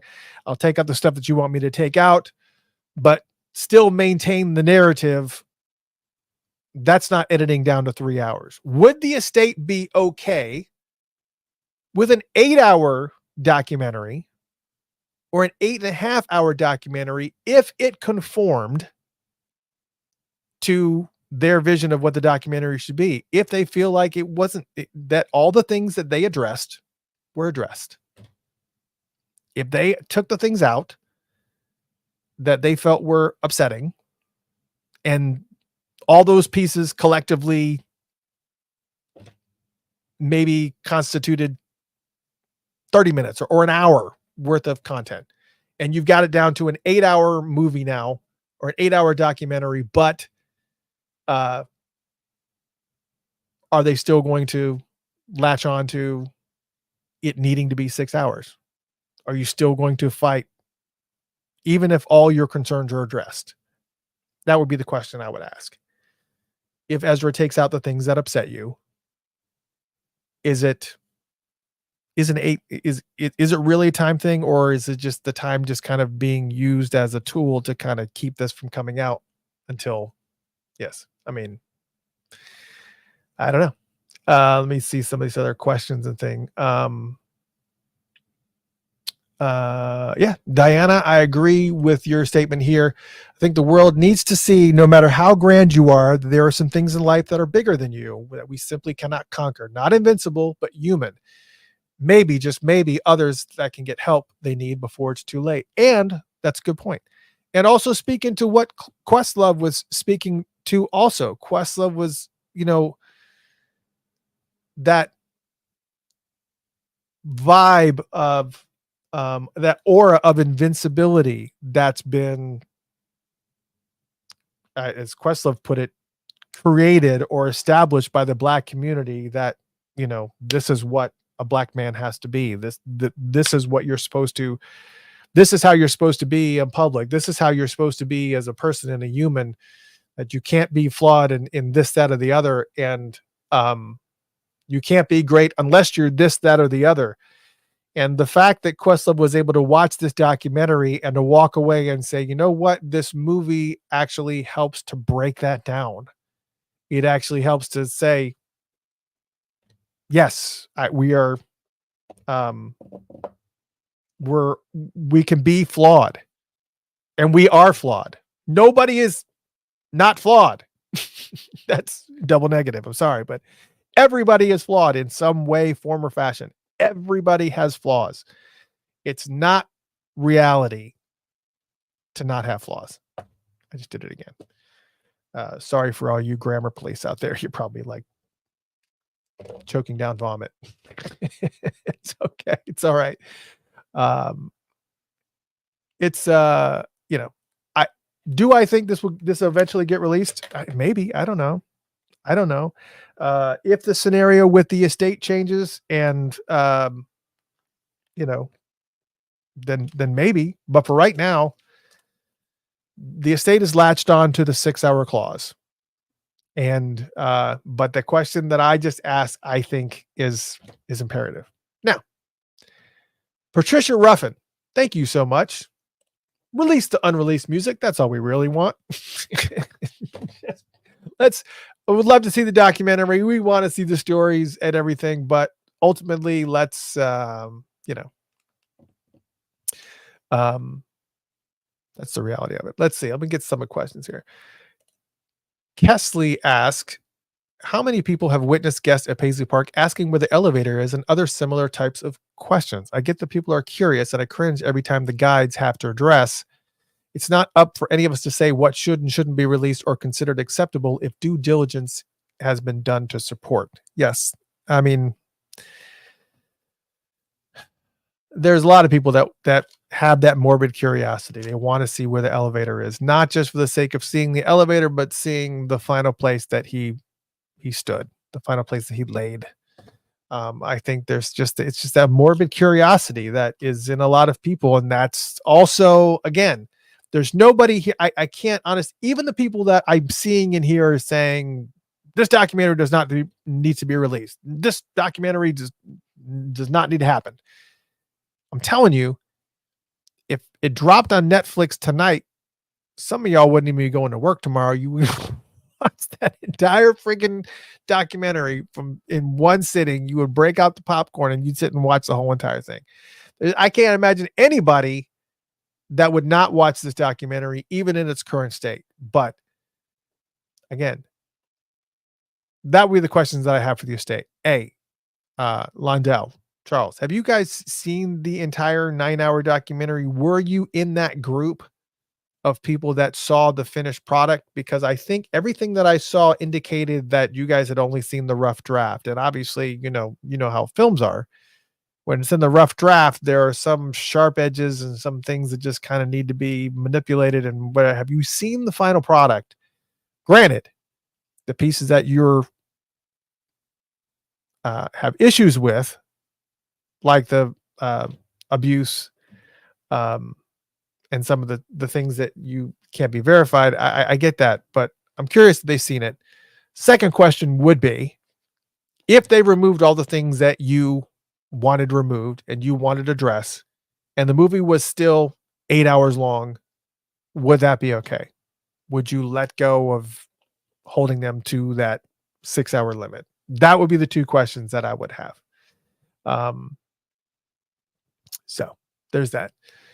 And yes, so the other thing too, I meant to mention this as well, but Sasha Weiss, that wrote this article in the New York Times, said that it really kind of it also painted a picture of Prince being a drug addict, similar to kind of what TMZ's little pieces that they have on Tubi. If you guys have Tubi, Tubi, TMZ did a little special on Prince that I don't know what it's called, and I don't really care.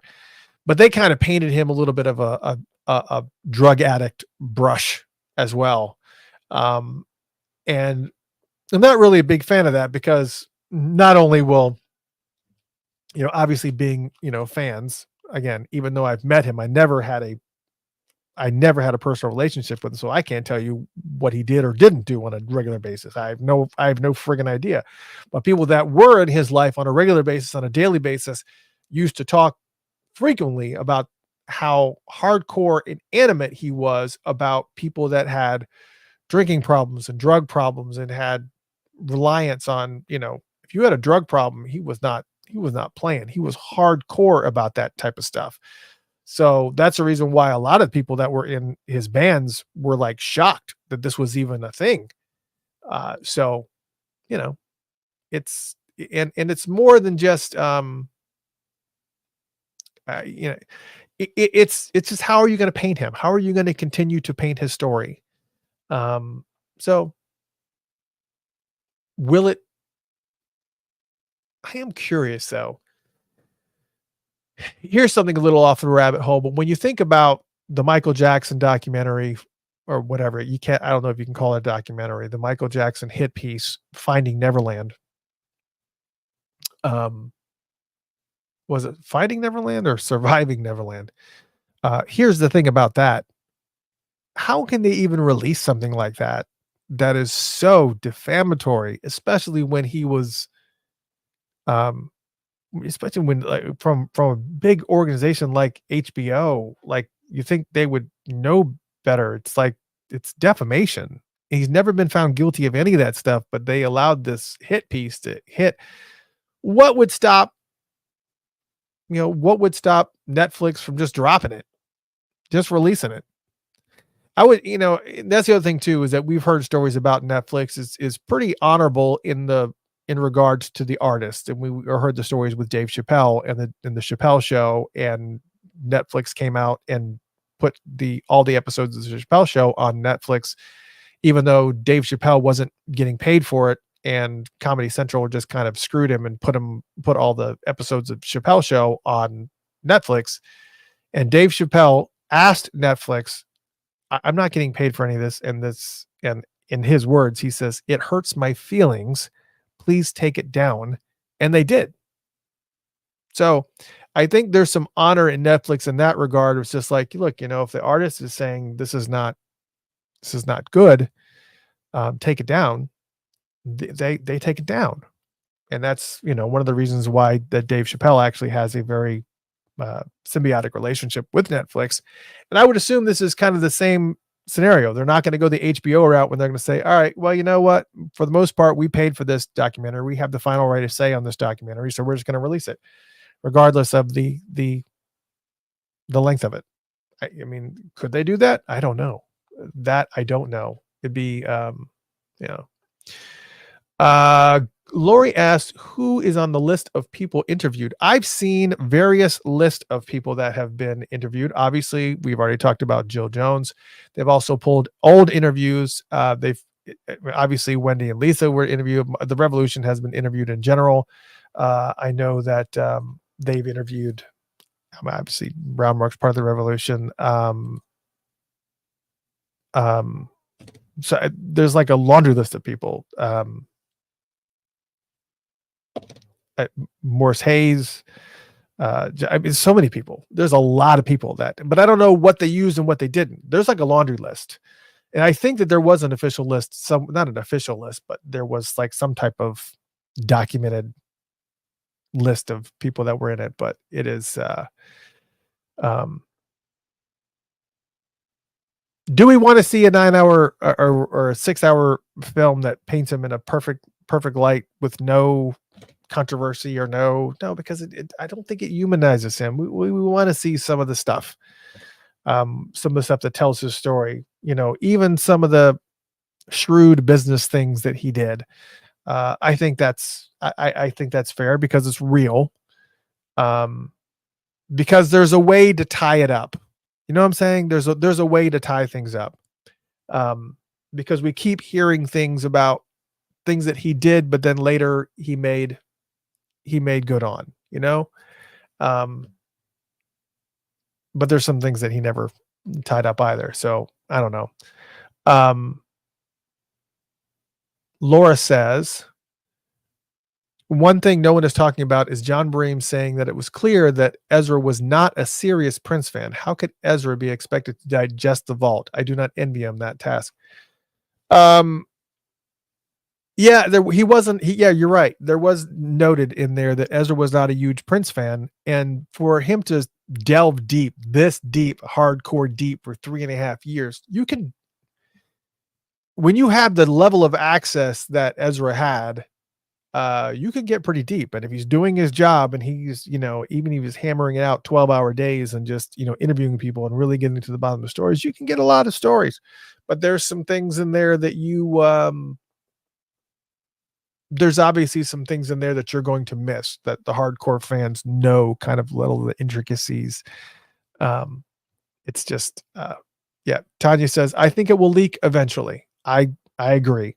It wouldn't surprise me if this documentary ended up somewhere on some torrent site and then somehow it got out there and it would be leaked.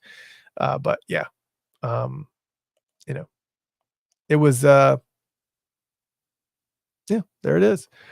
Let me see if I can see anything. Yeah, Elena, I agree. Elena says the New York Times article was a chess move. Now people are invested in watching it. Yep. I mean, yeah, there you go. There is that. I'm trying to just cover your questions here.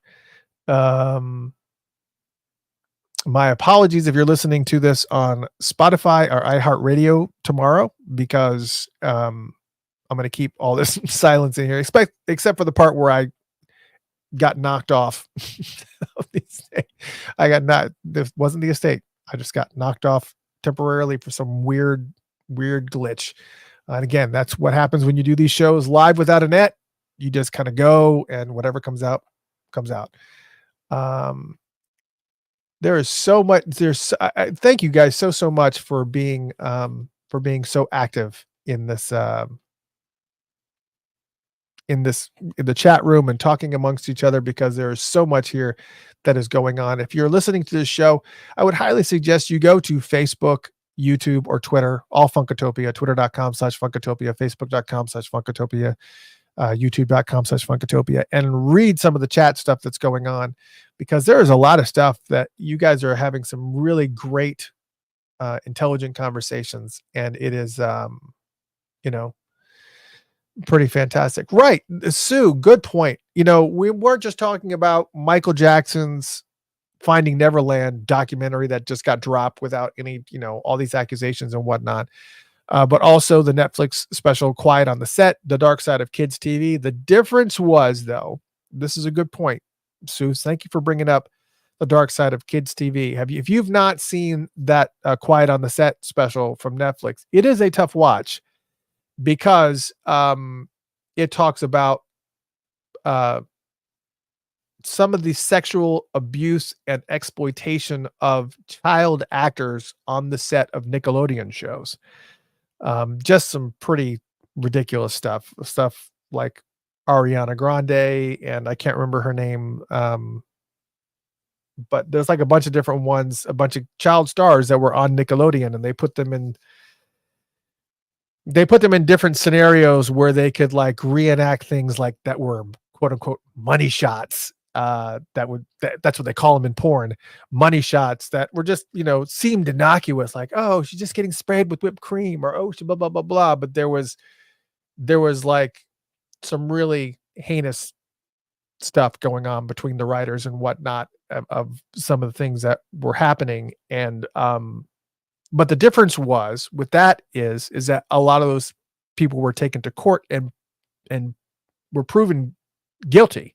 They had it, and everything was on video. It wasn't like hearsay or stories. Everything was there. It was out there for you to see. So you could just pull up the episode and they show you what they did. It's just, that's the difference. And I think where the estate kind of has this balance is, okay, well, what do we say in a scenario where somebody's telling a story, even if it's being verified by a friend of that person, who's to say that friend isn't just kind of supporting that person's story and saying they were there when they really weren't. I don't know what the verification process is, but again, if the estate feels like it paints them in a negative light, I can see that. I would say that when you look at documentaries like the ones done with James Brown, the ones done on Jimi Hendrix, even stories of like Willie Nelson, there's reality stories that are there, even if they're a little bit shady, and it doesn't affect their legacy because they're still musical geniuses and they're still great for everything that they accomplish. But you get to kind of see the human side of things, and some people just don't care. Some people just don't care. It's just like I was talking earlier in the pre-shows about going to see Bob Marley's house, and the stories they were telling about Bob Marley there were just ridiculous. I mean, they were talking about all of the affairs that he had and all the drug problems that he had, and just it was talking about a lot of negative stuff. It just doesn't, it doesn't affect his legacy. They're just like, yeah, that's great. Just play some music, man. And pass the dirty to the left-hand side. It's whatever. Makes no difference. I think, but I get it, because there's a business side of this that we don't have the full retrospect into. So you got it. Whatever. It's all good. Let's just see. What was this? Elena says, we didn't know all those splits and jumps were causing immense pain. We just thought as kids, he was invincible until I saw him limping at Paisley Park. Yeah. So, for some reason I was watching the VMAs, and the artist, there's a new artist that is out there named Benson Boone. And he's doing that stuff. He's got this ballad that's all over the radio. I can't remember the name of it, but the artist is named Benson Boone, Boone. And he is jumping off of pianos, doing flips, not just jumping out and doing splits and then landing into a split or whatever. He's like flipping off of pianos and stuff and doing the backflip twist type of stuff. And I'm just like, okay, let's make sure you share the story about the effect that has on, of course, he's not wearing high heels, but there's that. So yeah, so I'm seeing a lot of discussions about, the Jill Jones scenario, and I get it. I mean, Jill, I don't want to get involved in saying anything negative about any person, but as I said before, Jill Jones is a very, very, she's a firecracker, and I think she's also, she also has a very rough and tumble past, and I think that kind of is part of her character, is just that, you know, having to live in that world. Look at the Purple Rain world and what the women had to do. Vanity, not Vanity preceded that, but Vanity, Apollonia, Jill Jones, that whole Wendy, Lisa, the whole cast of characters, and all the shit that they had to put up with in order to be seen as even equals from a contribution standpoint or whatever it is. Everything they had to put up with and to do. And I can imagine you couldn't be like this little soft spirited. That's just not going to work in that world in order to be seen and heard. And so yeah, I believe the rough and tumble stories for sure, because every single one of those women that I named, Sheila E, every single woman that I named do not play. They do not play. They are very prideful women, and rightfully so, because they deserve massive amounts of respect. But I can guarantee you, in the world that they were in back in those days, you can just see it from the vibe of Purple Rain that they had to put up with a lot. And it's, you know, that's the reality of it. Yeah, man, I am looking at some of these comments and I'm like way far behind. Me kind of, I guess I'll scroll forward a little bit and I'm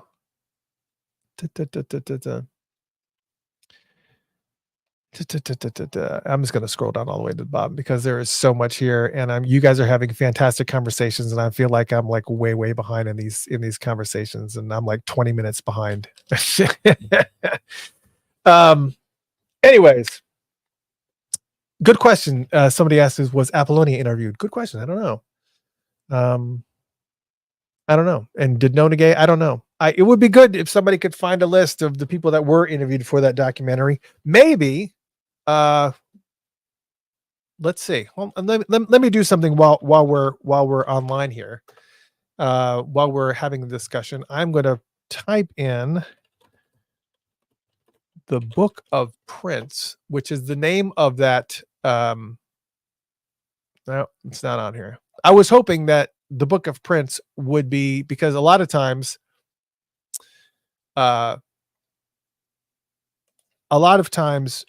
even if a film is in the process of being made, the details of it will be, as far as the cast and whatever, will be placed on IMDb, and it is not in IMDb. Maybe if I put it in quotes, or maybe I'll just put in Ezra Edelman, and maybe it will show the stuff that he's working on. And let's see if we have any type of list of, nope, it's not even listed in his. So, I mean, some of the stuff that he's done, I mean, you look at some of the stuff that he's done has been pretty fantastic. I mean, he did the special that's on Stax. That was really great piece. Obviously, OJ Made in America, which he won an award for. He's also one of the producers of Real Sports with Brian Gumbel, which is always always entertaining.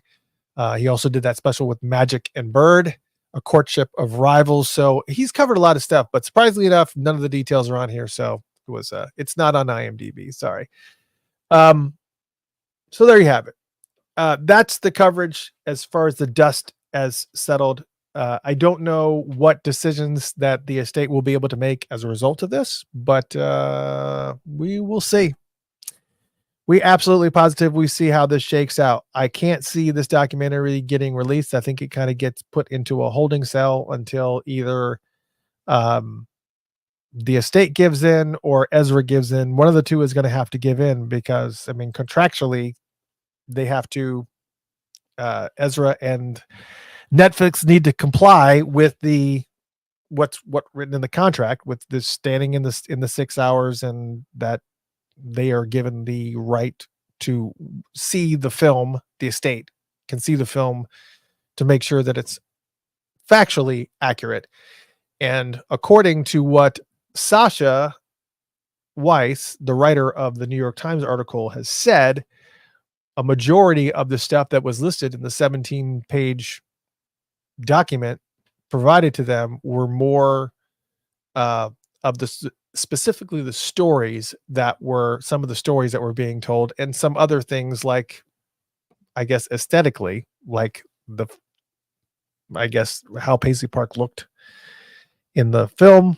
Maybe it looked a little bit dreadful as opposed to, bright and inviting. So can they handle those things? I don't know. But you guys are more than welcome to continue to discuss it. But I did want to make sure that we got online and we actually discussed it now that all the dust had settled. And it has. The dust has settled. And there will be more coming. I've heard some stuff that, again, I can't talk about, but I've heard some things. And I don't know how those things will shake out, but they are documentary involved. So we'll see. Let's just see what happens, because I'm not sharing stuff that's not put out there. So I won't do that. But I did want to share some of my perspective and kind of give you guys all the pieces that I know. And if you feel like there's any pages, or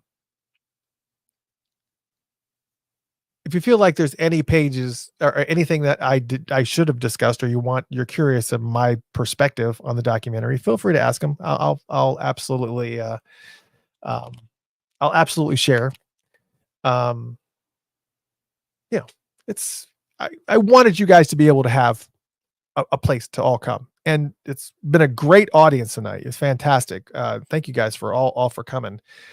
Before we go, though, I want to share with you a couple of things that are coming, just to make sure that you are fully aware that these things are coming. I think I've talked about this before, but as you know, Funkatopia has an app called Funked Up. It is a 24/7 funk radio station that you can get for free. You can download it for free. It's called Funked Up, FUNKEDUP, one word, Funked Up. My daughter came up with that name, Jolie. Give your hats off to Jolie for coming up with that name. And it has 2 radio stations right now. It has one radio station that is 24/7 funk, that has Ohio Players, Parliament Funkadelic, Earth, Wind and Fire, Prince, everything, including new stuff, Lettuce, new master sounds, all kinds of stuff. And it also has a 24/7 Prince radio station, both of which are ASCAP licensed. So we do things legitly. And there is a new radio station that is being added to it. So there will be 3 radio stations. And that 3rd radio station is called Uptown Radio Plus. And that is only for Patreon supporters. So if you are a supporter of Patreon, a supporter of Funkatopia through Patreon, patreon.com/Funkatopia, that's patreon.com/Funkatopia, you're going to have a new radio station, and it is going to be live and available to you on October 1st. That is literally, like, no joke, 1 week from right now, but you cannot get access to it unless you're a Patreon supporter. What's on this new radio station? Well, it's a continuation of the Prince radio station that you know and love, but all the deep tracks and stuff like the hardcore B-sides, the dance mixes, the stuff like from MPG Music, like all the hardcore deep stuff is all on there. Rehearsals, all kinds of stuff. It's a lot of fun. It's great. It's all there. And also, not unfortunately, but Princegiving, which we do all of Prince's music in chronological order, and Princemas, which is all of Prince's music in alphabetical order. I'm not sure if it's which way is that, is only going to be on this brand new radio station for Patreon. So, but you will have access to it. Oh, also, you can also request music. You can request songs, which you can't do on the normal radio station now, but you'll be able to actually request songs. If there's a song you want to hear, you put it in there, which is really cool, because I actually been testing it out. I actually there are some people that are Patreon supporters that are testing the app right now with us. So we're going to be announcing it. We're going to be releasing it October 1st. So get ready, because all of you guys will have access to it. And if you're Patreon supporters, you're going to have access to all that cool stuff. But here are some screenshots that kind of show you. But as you can see at the top, it's got Uptown Radio Plus, and it shows a little lock icon when you're not logged in. But when you log in, it will show you a little heart, and it checks to see if you're a Patreon supporter. You'll have a password that you just enter, and then you just listen the whole time. And also have the I also recorded the screen captured the request thing. So when you click on request a song, it has a little request a song button. You start typing the name of the song, and it shows you all the songs that are in there, and you just click on the song that you want. And then in that third window right here, it shows you not only that your request was received, but also the window that the song will play, which is pretty badass. I was going to say, it's pretty cool. If you want to have access to this version of the Funked Up app, if you like the free version of the app, it's cool. It's all good. But you'll notice that the Prince one has right now, currently, a lot of the, all the deep cuts and stuff are all gone now because they've all been moved over to Uptown Radio Plus, because the Patreon supporters they're the reason why the radio stations exist, and we got to make sure that they're all taken care of. But you get song requests, you get Prince giving and Prince miss and all that stuff. It's so unbelievable. And get in now. And here's the other thing: it's not expensive. Even if you go into if you just do the $5 a month version, you get access to the freaking app. You get access to the app anyways. You don't have to pay anything for the app. But if you want access to the Uptown Plus, then you get a bunch of stuff. And I'm adding all kinds of stuff. I mean, dance mixes. It's insane. B-sides, like deep B-sides. It's crazy. It's insane. And of course, again, Prince giving and Prince miss alone is worth it. But very, very cool. And if you want it, you need to get on board. Go to patreon.com/Funkatopia and sign up. But you don't need to sign up to Patreon to get the app. You just go to the Apple Store or go to the Google Play Store and just search for Funkatopia or search for Funked Up and just download the app. You're going to have access to 2 radio stations right now, completely free, ASCAP license. So we pay the artist. Any artist that's played gets paid. And it's not cheap. And that's one of the reasons why I had to do Uptown Radio Plus, was because without the Patreon supporters, those radio stations don't even exist. So that's the reason why I had to move everything, because especially when we do Prince giving and Prince miss, because there are hundreds of people that listen all at one time, and they're all coming in and waves and everything, and nobody's donating and nobody's helping. And it's a math thing with ASCAP. How many people are listening? What do they listen to? What's the artist? What's the song? How many minutes do they listen? And then it's a math thing. And that bill is crazy when we do Prince giving and Prince miss. It's nuts. And when nobody's contributing, then it doesn't really help. So that's the reason why Patreon supporters get this awesome thing. Again, it's patreon.com. You see it in the scroll here, patreon.com/Funkatopia, patreon.com/Funkatopia. Plus, you also get stuff every month as well. Not only that, not only app stuff, but you also get stuff too. I'll send you music files, cool stuff, background stuff. It's very, very cool. So you're going to get some extra stuff too. So support where you can. It's awesome. I hope you guys enjoyed tonight's show. Listen, tonight is a special night because it's Monday night. I did want to come on and talk to you guys specifically about this documentary thing and kind of get get you guys moving and whatnot, talking about the documentary and kind of closing things up. And as things develop, we'll have more conversations. Again, the whole New York magazine article that came out, again, thank you, Maisha, for sending this. This is amazing that I actually got this. Very, very cool. And I don't know. I feel like I do have, it's surprising, because I do happen to have an extra copy of this. Not only do I have one, I have 2 of them. Maybe I should do like a giveaway or something. I don't know. Maybe. But who would I give it to? Maybe we'll talk about it tomorrow on tomorrow night's show. We'll decide. what's happening tomorrow night? Why are you doing a show on Monday night? Well, Monday night was because of the fact that I wanted to talk about this documentary thing. That news broke like literally days after I left to go on vacation. So I was like pulling my hair out for like 2 weeks. I was enjoying myself. I was relaxing, but I was like, we have to do a second show because I can't do it. Because look, this show was already taken 2 hours already.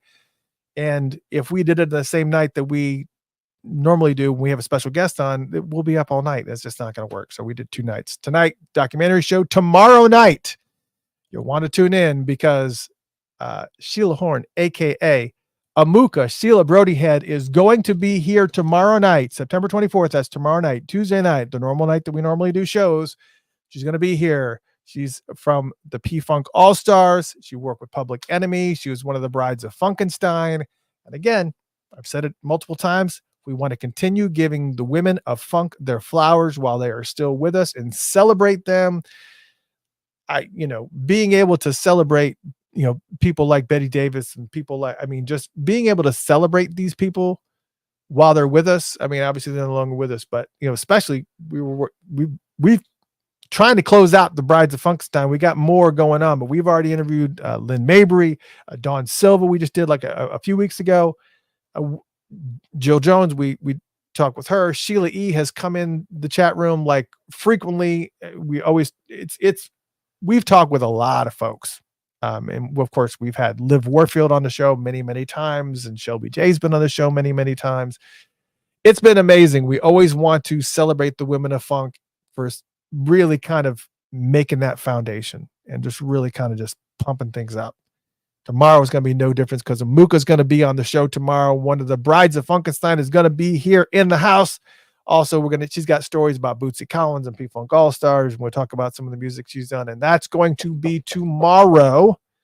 So don't be anywhere else but here tomorrow night, 8:00. Sorry to do 2 nights in a row, but I had to make up for being out for 2 weeks. So my apologies for that. And also shout out to Jeff Page. I don't know where he went, but he would have been here. If he was on here, it probably would have been longer because we both would have had commentary. So it would have been going back and forth. But it's, it is. It's going to be great. Yes. So all that being said, please tune in tomorrow. I am looking forward to this because she has got some crazy, crazy stories. I wish I could show you some of the stuff. Like, let me look at this right here. This is crazy. This is a little clip of Bootsy Collins cartoon that she was a part of. She's the one, the pink hair. Look at this.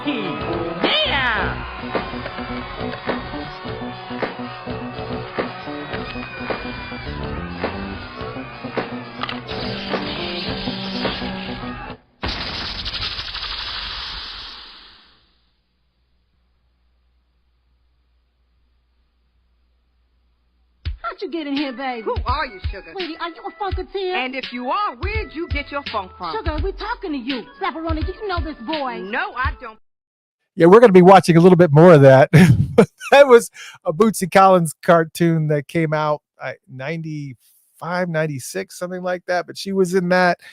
So she's going to talk about all that stuff, all the craziness with back. She was also in that. Remember Mike Judge from when he did that series, Tales from the Tour Bus, where he covered Morris Day and the Time, and he also covered Parliament Funkadelic. She was also in that too, and they animated her and the whole thing. So we're going to talk about all those stories, and it's all happening tomorrow night, 8 p.m. But I wanted to get tonight here and make sure you're taken care of. Make sure you go to patreon.com/Funkatopia, sign up. Go ahead and download the app, even if you're not ready to commit to Patreon. It's not that big of a deal. It's $5. But you could obviously do more. And when you do more, you get more. You can see all the stuff that you get, like shirts and hats and whatnot. But all that being said, I hope that you guys had a good time tonight talking about the documentary. Anything awesome that happens or relevant that comes in regards to the documentary, I will expand the conversation. But for right now, I hope you had a fantastic night. Thank you guys so much for tuning in. And if you missed any part of this and you want to hear more of it on your way to work, if you're sitting in traffic or whatever, tune in to iHeartRadio or Spotify or Odyssey, wherever you listen to your podcast. just tune in there, and the audio version will be up tomorrow. Again, I hope you guys had a fantastic night. Thank you guys so much for tuning in, and we will see you soon. Tomorrow, matter of fact, 8 p.m. as we welcome Amuka in the house. And you're not going to want to be anywhere else because this can be a funky, funky night. One more funky night. Good night, everyone. Love you all.